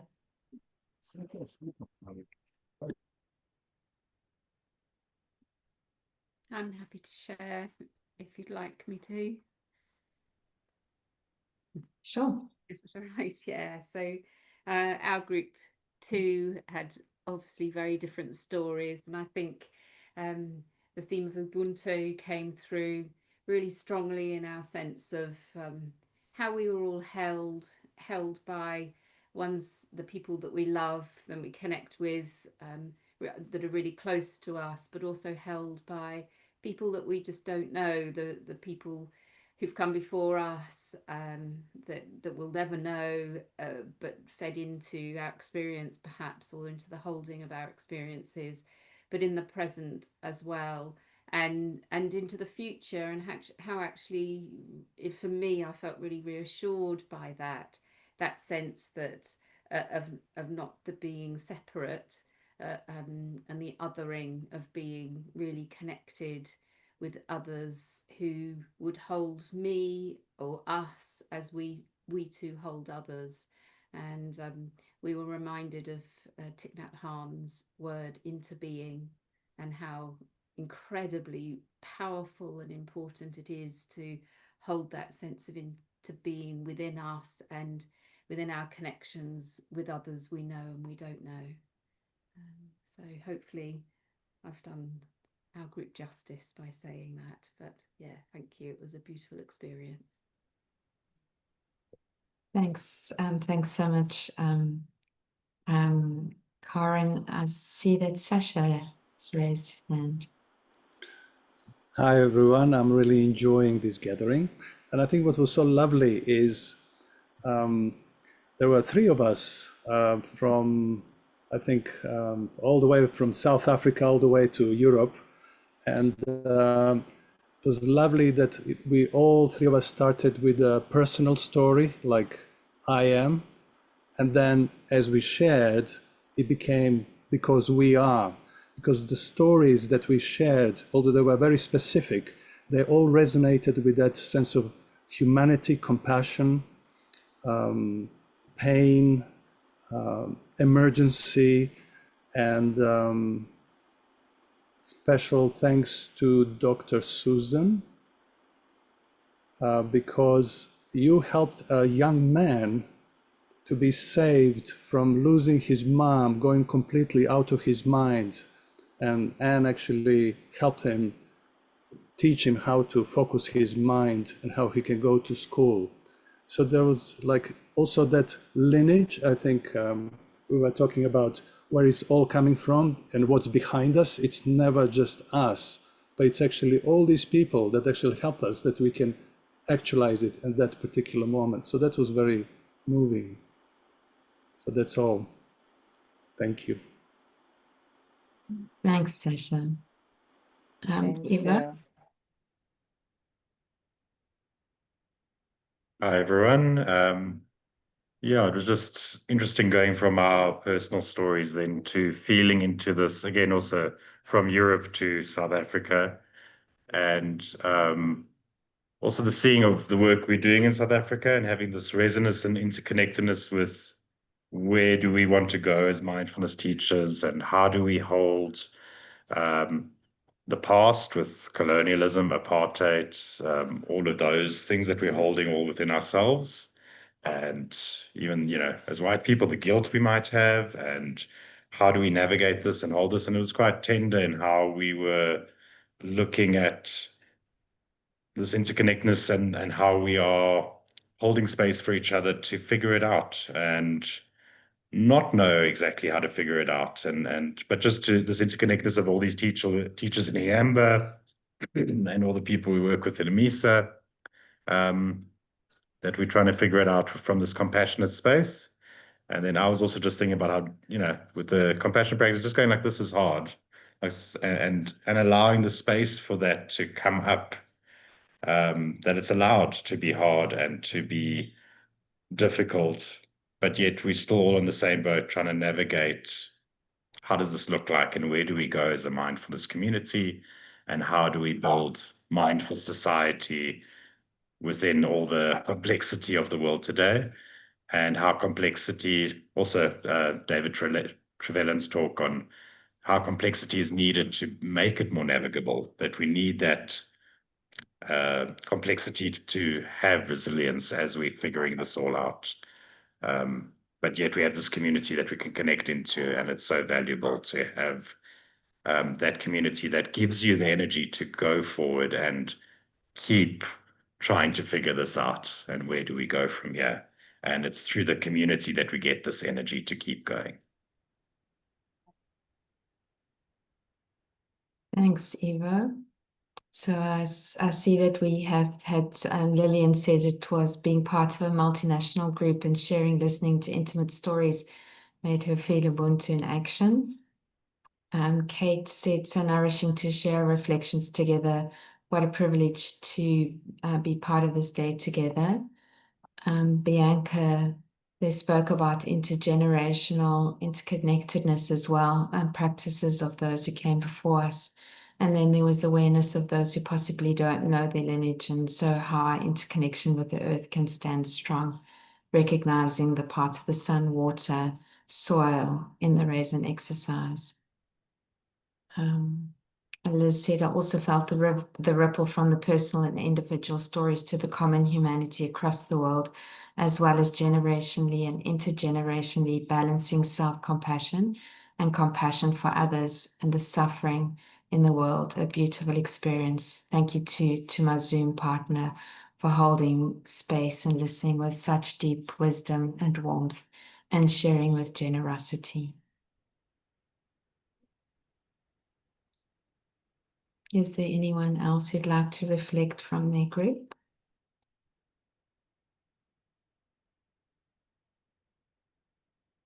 Simon?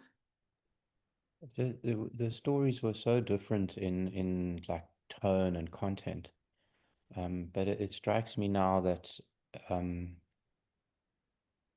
that somehow that like the interdependence and the Ubuntu is already here, and it's just obscured, and then something happens, and then what is revealed is what was always here, is that our connections are enduring and remain in both visible and invisible ways. So that really struck me in the stories. Thanks, Simon.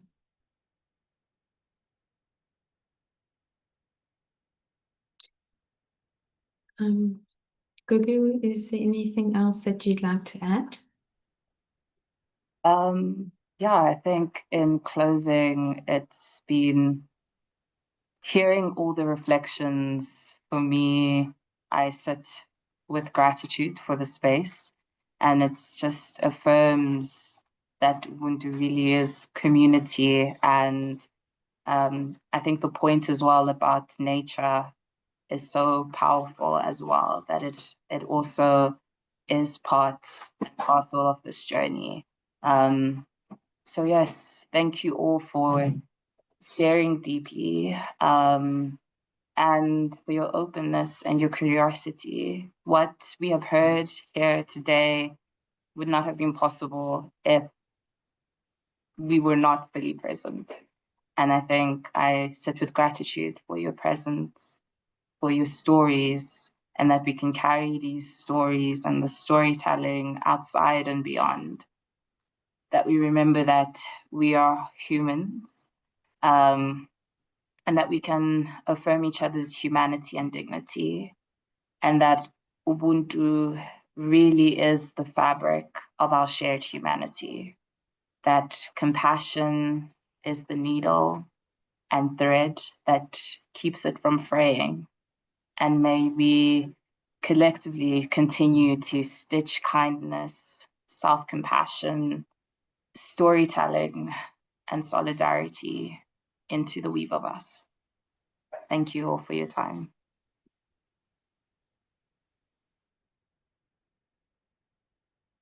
So thank you again to our lovely Gugu. You can see that our community is very blessed with just some extraordinary people, and who are able to speak so beautifully and add such richness and depth to our community. We're wondering if everyone just needs a quick 5-minute break before we go into the short practices for regulation and connection. And so maybe the suggestion was that we just all have a very quick break, maybe something to drink, and then we'll be back here at 10 to 6. It will be the last session, and they're going to be lovely. They'll be regulating practices, short practices for regulation and connection, and maybe will be a nice way just for us to all calm and connect in our final few minutes together.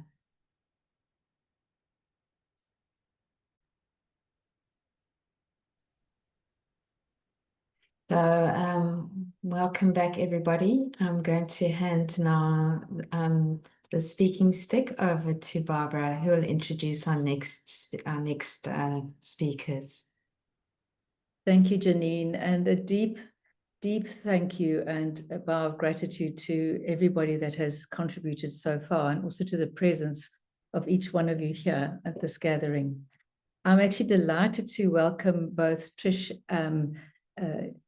Bartley and Linda Cantor into this next part of the afternoon, in which they'll be sharing the experience and the gifts and of embodied practices, short practices, and how they can actually assist in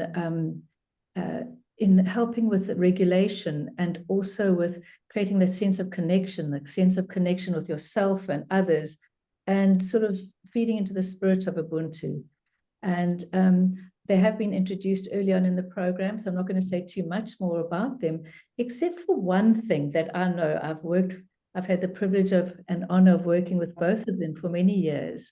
And what I do know is that they both hold closely into their hearts the intention of finding ways continually to adapt this practice, to find ways that we can share this practice in inclusive ways that promote a sense of healing and kindness and heartfulness. So with that, over to you, Linda and Trish.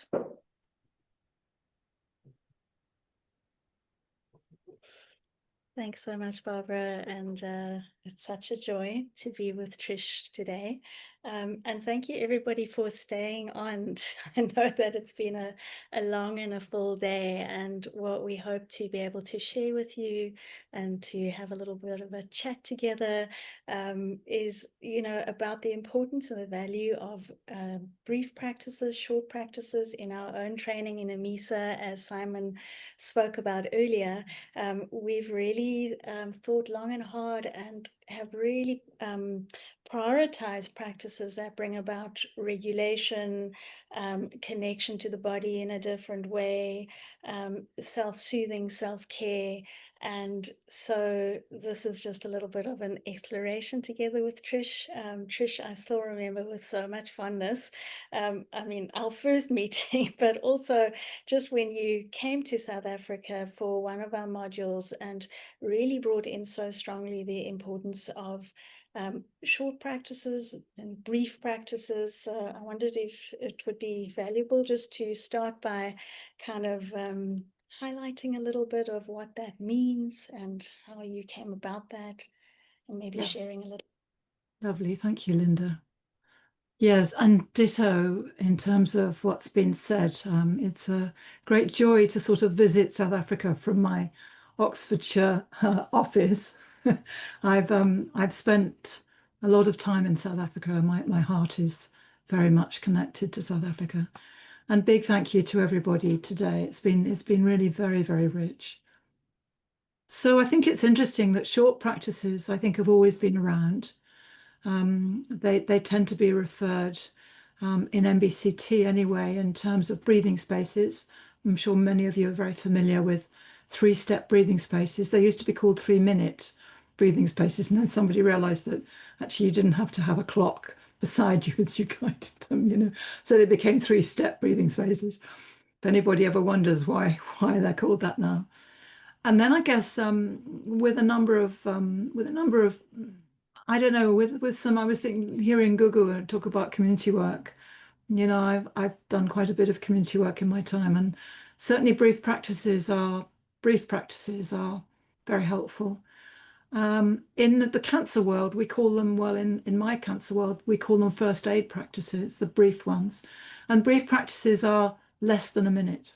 Some of them are just like a landing. So Linda and I thought we'd give you a taste of those. And I'm not sure who's responsible for the spotlighting. If there's any chance we could go back to gallery view, that would be amazing. Oh, Katerina, please could we go back to gallery view so we can see everybody as we guide some little practices? That would be amazing. Fantastic, thank you. That's great. So let's do feet on the floor, which is as simple, and many of you know it very well. So you're all shifting position, absolutely no need. So it's very interesting as mindfulness teachers, we all kind of wriggle around and get organized. How about we just drop in, feet as they are now? Yeah, trees are standing, that's great. Feet on the floor. Okay, soles of the feet. Points of contact. Eyes open if it's okay. Weight going down. Feet on the floor. That's it. So obviously as teachers, as mindfulness teachers, when we share this with our groups, we probably need to do a little bit more. We need a few more kind of signposting or headlining, a little bit more like toes and heels and, a little bit more detail. So that might be up to a minute. Again, you don't need to time it, but just a little bit more. And then as they get used to, and as we get used to such an incredibly brief practice, we eventually land up with, just as you're sitting now, feet on the floor, just connecting now to, there they are, feet, floor, okay, and moving on. So I used to be married to a pilot, and he used to train pilots, and he would describe how they did touch and go. So the airplane would come in and it would land, undercarriage goes down, touches the ground, and then they would take off again. And they would come round, and then they would come in and land and take off. And that was known as touch and go. So feet on the floor in these brief practices are touch and go practices, just landing this moment. And then we move off to the next thing. Okay, Linda, you've been teaching me about butterflies and butterfly practices, which is very special because I've got a natural garden and I love seeing butterflies. But can you tell us more about your butterfly practices? Thanks, Trish.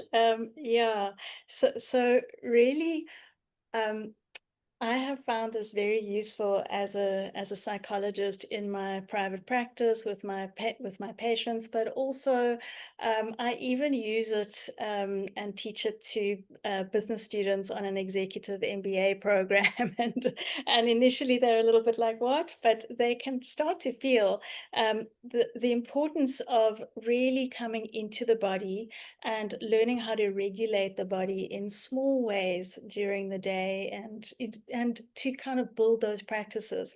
So this little butterfly practice you might want to try. And simply what it looks like is you could place your left hand on your heart and just notice how that feels. And then place the right hand on top of the left. Maybe there's even more of a sense of the connection to your heart and what's happening in the body.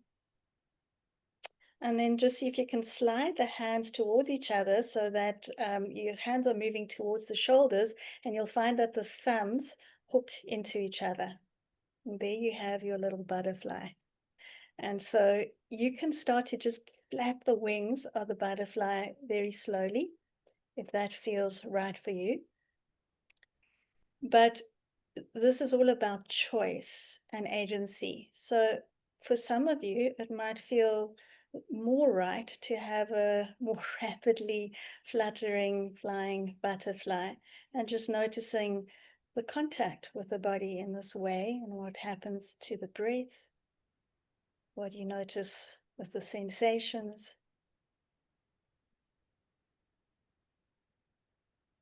And so just kind of noticing, and then notice what it likes just to slow down the movement. Once again, if it's rapid, and let it just come to a pause. And eyes open or eyes closed, just noticing how that feels in the body, noticing the sensations, noticing any subtle shifts, even if it's a tiny somatic shift, just in having held yourself and your body in a different way.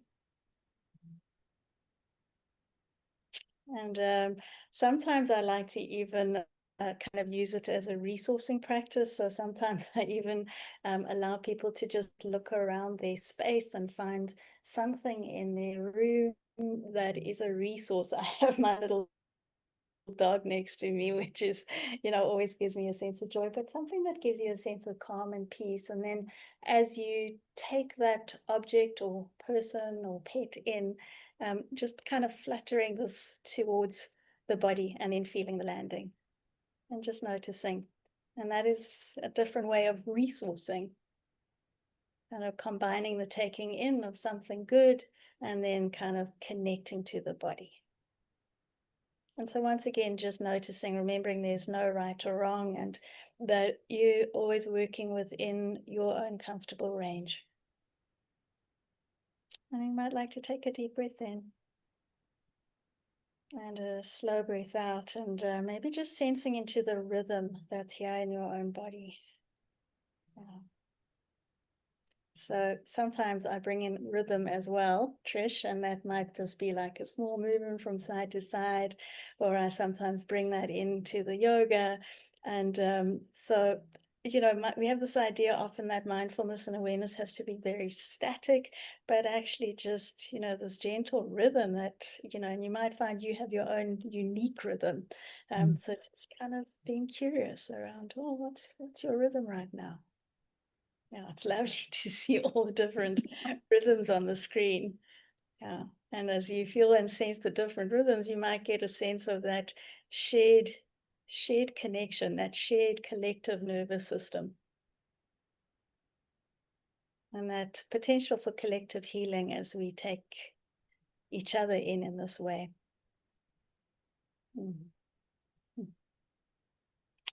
So. Trish, I wonder if maybe you want to share a little bit from your experience around the importance of integrating these practices and That's beautiful, Linda. Really, really lovely. Anybody who's anywhere near Linda in Cape Town, if you get a chance to work with her and her movement practices, it's a major treat, huge treat.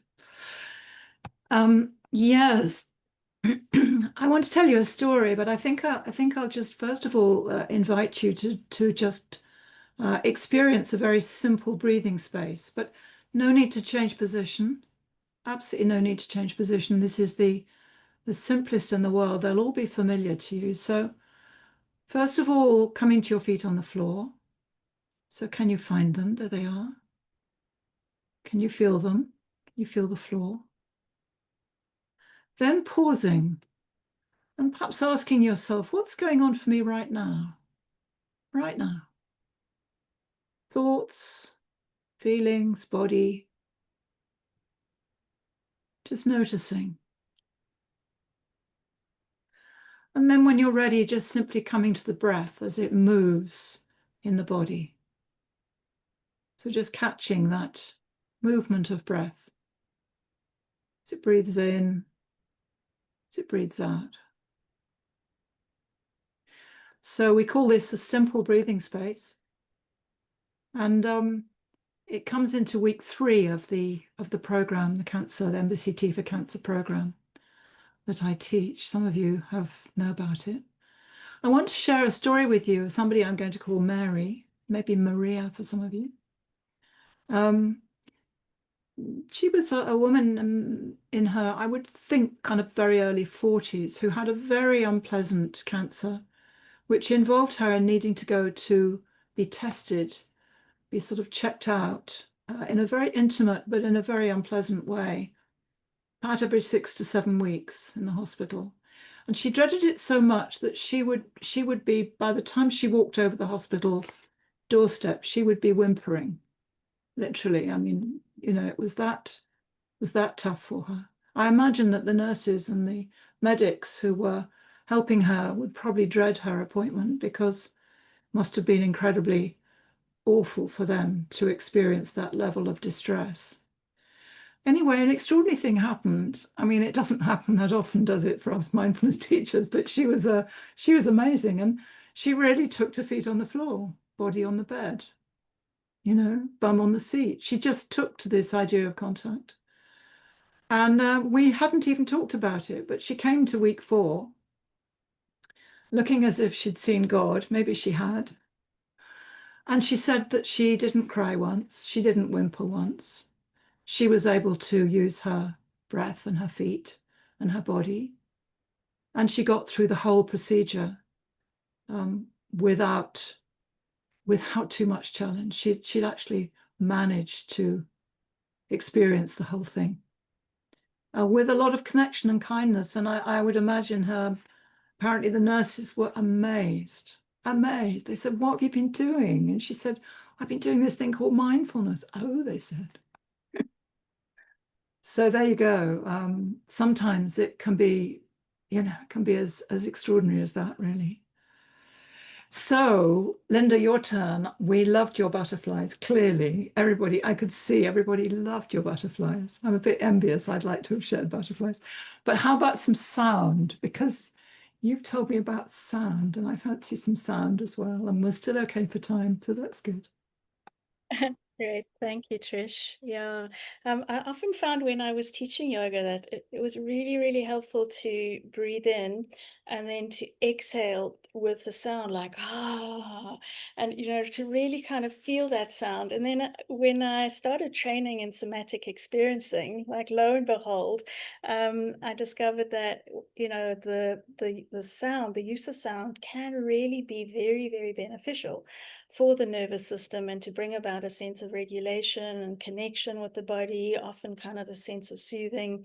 So, you know, we'd mentioned in our blurbs there would be song, but this isn't the song, but you might make your own song from this.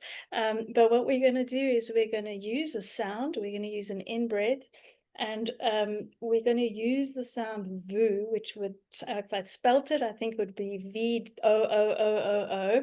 And you're in your own spaces. And if you're not feeling comfortable to use your voice, then just imagine yourself doing it as a starting point. But as you exhale, we're going to exhale right down and feel the sound in the chest, right down to the belly.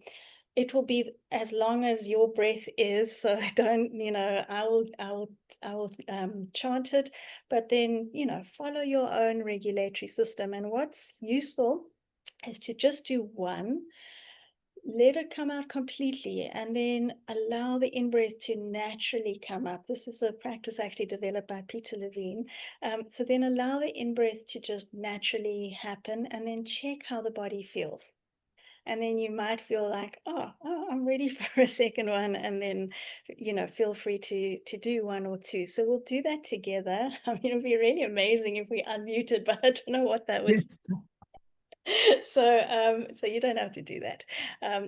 You could maybe just start by settling, being comfortable, and then it's almost like the sound of a foghorn. It's like a low-pitched sound. You're going to inhale, feeling that fullness of the in-breath, and then in your own time, it's a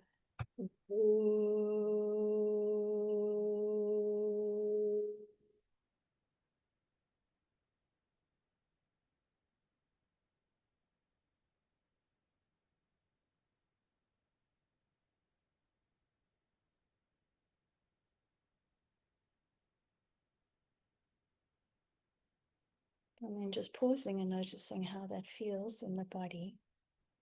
Maybe you can feel, again, any subtle sensations, or maybe just the echo of that sound in the body, maybe even in your mind.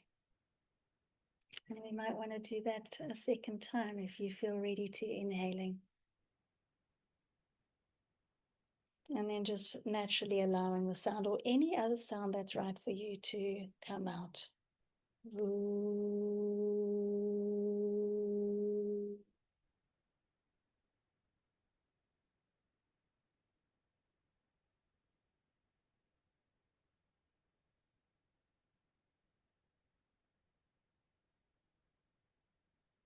And so it's a breath that allows you just to check into how your body feels, and just noticing for yourself if there's any more of a sense of regulation or soothing that's emerged just through a sound.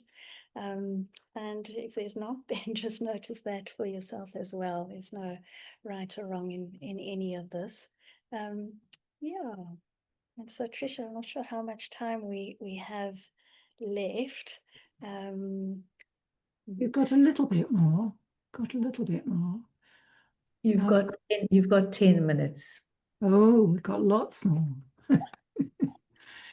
Okay, so let's do a coming back practice, which is really what you were describing there, actually, Linda.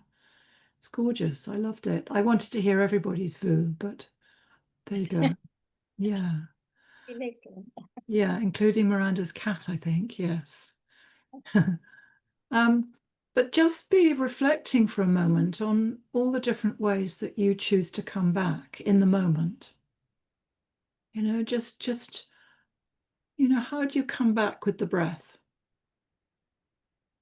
Do you have a brief moment of coming back? Do you come back to the belly in the breath, or rather the breath in the belly? Do you come back to the breath in the chest? Do you come back to the movement of the breath in the soles of the feet? Because that's quite interesting. And as you breathe, the soles of the feet move almost imperceptibly, they're very subtle. Do you come back to the breath in the shoulders or the elbows? So just noticing that the breath is there in all different parts of the body. It's there to come back to if we choose to. And then there's also a possibility of coming back to the touch of clothing on the skin. Perhaps the waistband. Perhaps the wrists. knees.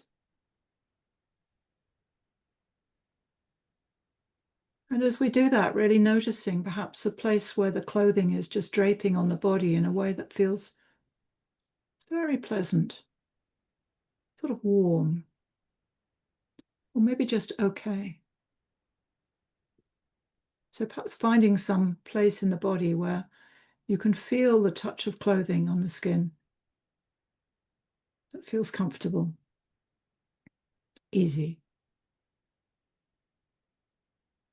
maybe even lovely.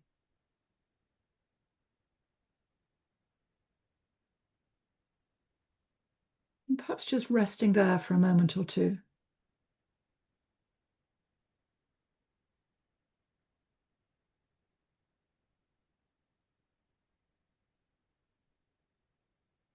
And in the coming back, always remembering that the mind is bound to wander. And that when it does, it's not a problem. I remember hearing Mark Williams saying that in early days. It's not a problem when the mind wanders. We just simply notice that it's no longer where we thought it was. And we just gently practice coming back. Coming back to feet, breath, to that gorgeous sky above Deb, to that lovely roof above Sasha. Coming back to wherever you are in this moment.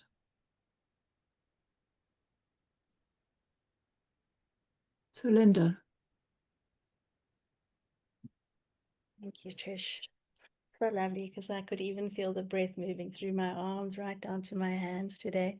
So yeah, so I think maybe I'll move into just another sharing of a somatic practice, which can also be comforting. And so this little one is just to take a hand, any hand, and place it underneath an armpit. And then just to take your other hand, and you can either place it on the heart. I find it comfortable to place it on a shoulder. And so in a way, you're kind of holding and containing your body. And again, eyes can be open or closed, just kind of noticing how that feels, noticing maybe the temperature of the hand underneath the armpit, noticing the sense of holding with the opposite hand, maybe noticing the place at which the arms cross and the kind of sense of the breath moving in the chest. And just kind of sensing this holding of yourself that's available anytime. I guess it's just the remembering that we can hold ourselves in this way, literally, and maybe bringing in a little bit of that kindness that we've been weaving into this afternoon as well. What's it like to meet yourself with kindness? To come back to yourself. And you might take a look at all the other people holding on the screen. It's so beautiful to kind of sense the compassionate holding of ourselves, and through that, the kind of sense of holding each other in this way. Yeah. And then if you want to, you can also just release that hand and then just kind of squeeze down the arms. Doesn't have to be a strong squeeze, but if you feel like, oh, I'm really needing a massage at that point, then you might want to just kind of hold yourself in this way. And some people find it valuable just to kind of sweep gently down both arms slowly. So it's like bringing that open-hearted tenderness into the gesture of touch. Yeah. And again, if you look around the screen, you'll see just that sense of care that's emanating. Yeah. And of course, I don't know if Trish, you want to add a little bit more, but I think it's really important to just speak a little bit about the importance of, grounding these practices, really practicing and embedding these practices so that they become second nature. Because it's one thing just practicing it here, but it's another thing, at a time of crisis, remembering that that's available. And so, just practicing the coming back, or noticing the texture of clothing, or a sense of holding yourself tenderly, practice many times, can really accumulate. And, hopefully we remember in those times when it's really called for. Yeah. Yes, I'm glad you said that, Linda. I often have a little bit of a challenge for people. Try doing one of these every day, 3 times a day for a couple of weeks. And if it's then integrated as a habit, then share it. But don't share it before you've really got it yourself. It's really in there yourself. Linda, I think we're going to finish 2 minutes early, which has to be. That's good. I think that we were going to end with just a kind grounding practice. Good idea. Yes. Unless you want to open to anything else. No. Yeah, so I think we'll just close this session with a combined practice with myself and Trish. So I think, it's been a long day, and you might want to just shake out a little bit. So just kind of bring a shaking to the fingers, the wrists, the arms. You can bring the arms up. Maybe that allows you to take a deeper breath. And then again, just taking these kind of moving bodies. How amazing that we can move and shake, and of course adapt if this isn't right for you. And then you might want to hook the thumbs up at the very top, and then slowly bring the arms down and just feel the space around you, or move in whatever way feels right for you. And just if you like, you can just place a hand on the heart and a hand on the head, because the head's done a lot today. And just sensing the space between the hands. And then you might like to take the hand that's on the head and just place it on the belly.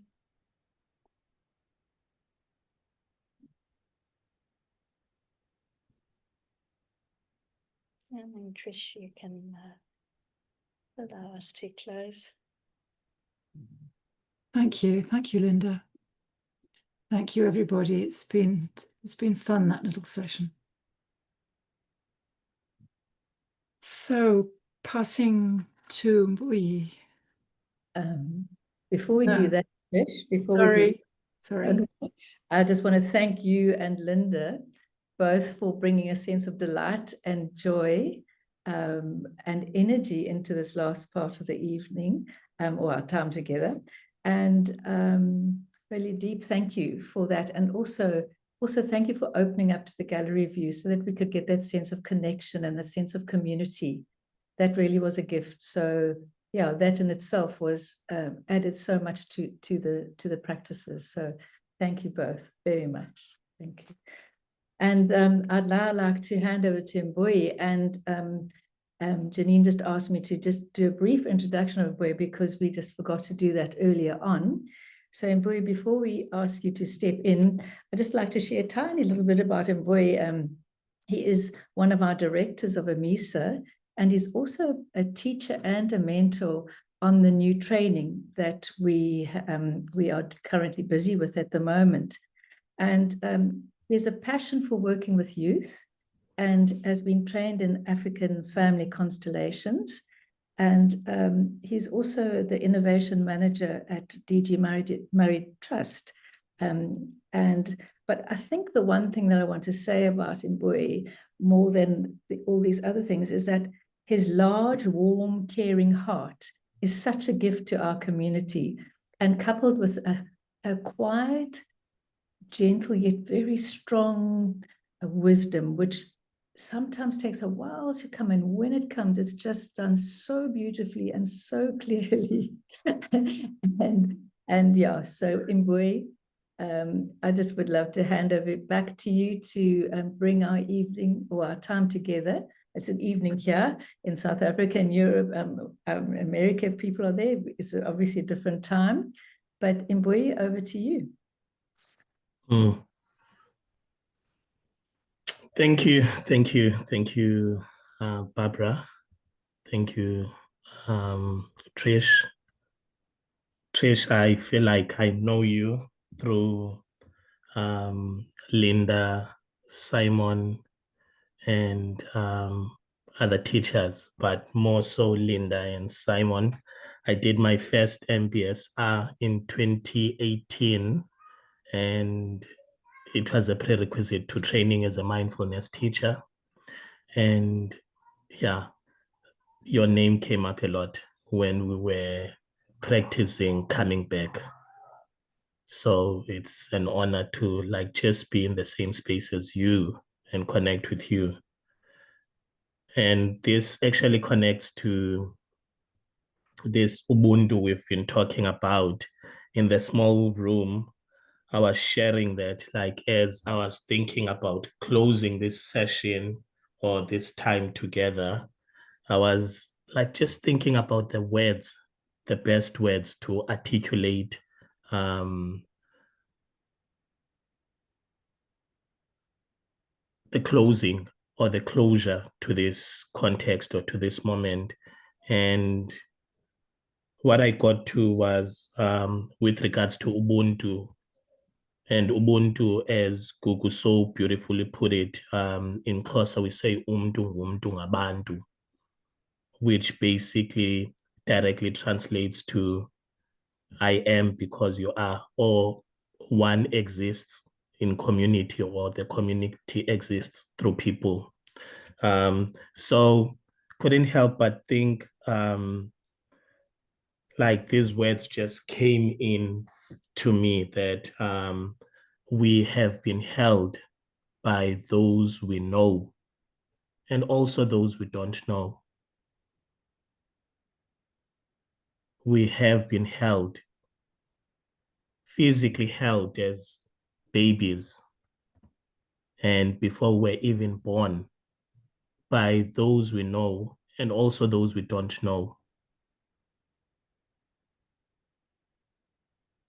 So I thought just sharing those words as a way to close today. We have been held, not only held, but also guided by those we know and also those we don't know.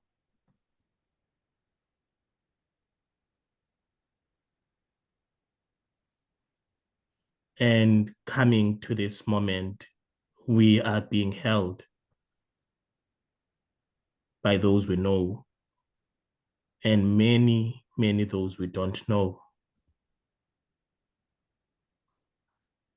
And also going to the future, we will be held by those we know now and also by those we have not met yet, those we don't know. That's Ubuntu. It's also this ability of being able to hold others. And I think just one thing to preface with Ubuntu, it's not an ideal, it's grounded in practicality and also in practice. So Ubuntu is not assumed, it's a human quality.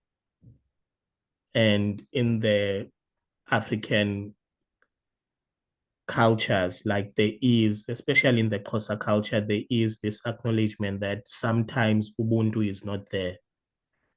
So when someone does something good or kind, or when someone just shows humanness, there is an acknowledgement that this person has Ubuntu, which to me talks to like just acknowledging that as much as we are human and Ubuntu is talking to humanness, but there is this acknowledgement that it's not always present, which to me talks to mindfulness, which acknowledges that we are not always present.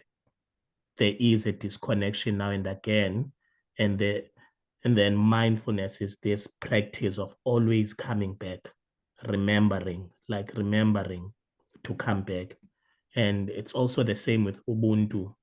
Ubuntu could be triggered or inspired by seeing someone doing something for someone else, and there can be that acknowledgement of, oh, there is still Ubuntu. And there's lots of that talk in our context in South Africa with everything that's happening.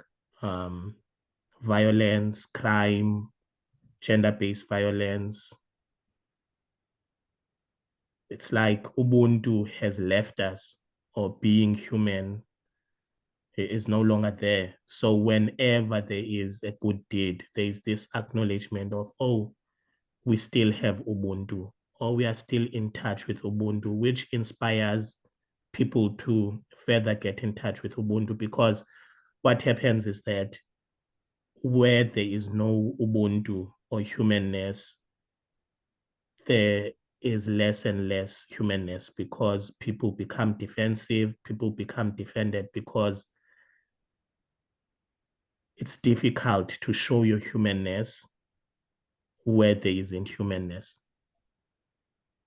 So again, just as a way of living, everyone, today, like, it's like I feel really, really in touch with these words of, we have been held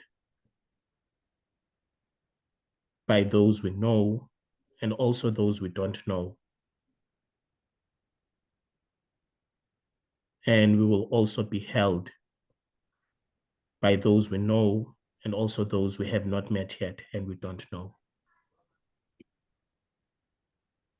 So I will leave it there and hand it over to Janine. Thank you so much for your beautiful words, Mbuyi. Pateka is going to close our time together by singing to us. Pateka, over to you. Thank you so much, Janine. I'll be singing Miriam Makeba's song, Chilon Chilon.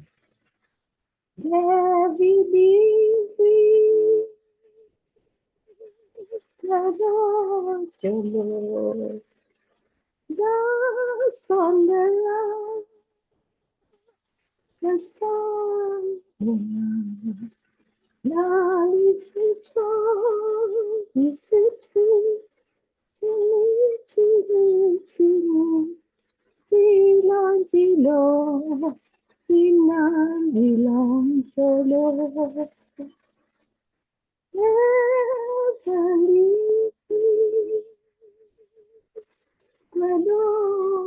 Cholo, the sun,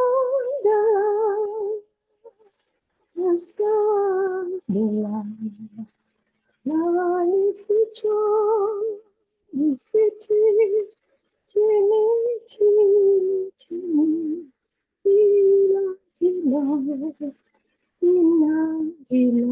cholo. Arivenso, ingubo sote, badevete, ingubo bomfu, badesicho, besiti, ilija, lifile, inagilo, ilong cholo, ilong cholo. Thank you. Thank you, everybody, and thank you for everybody who's participated. It's been a really, truly rich gathering. Thank you.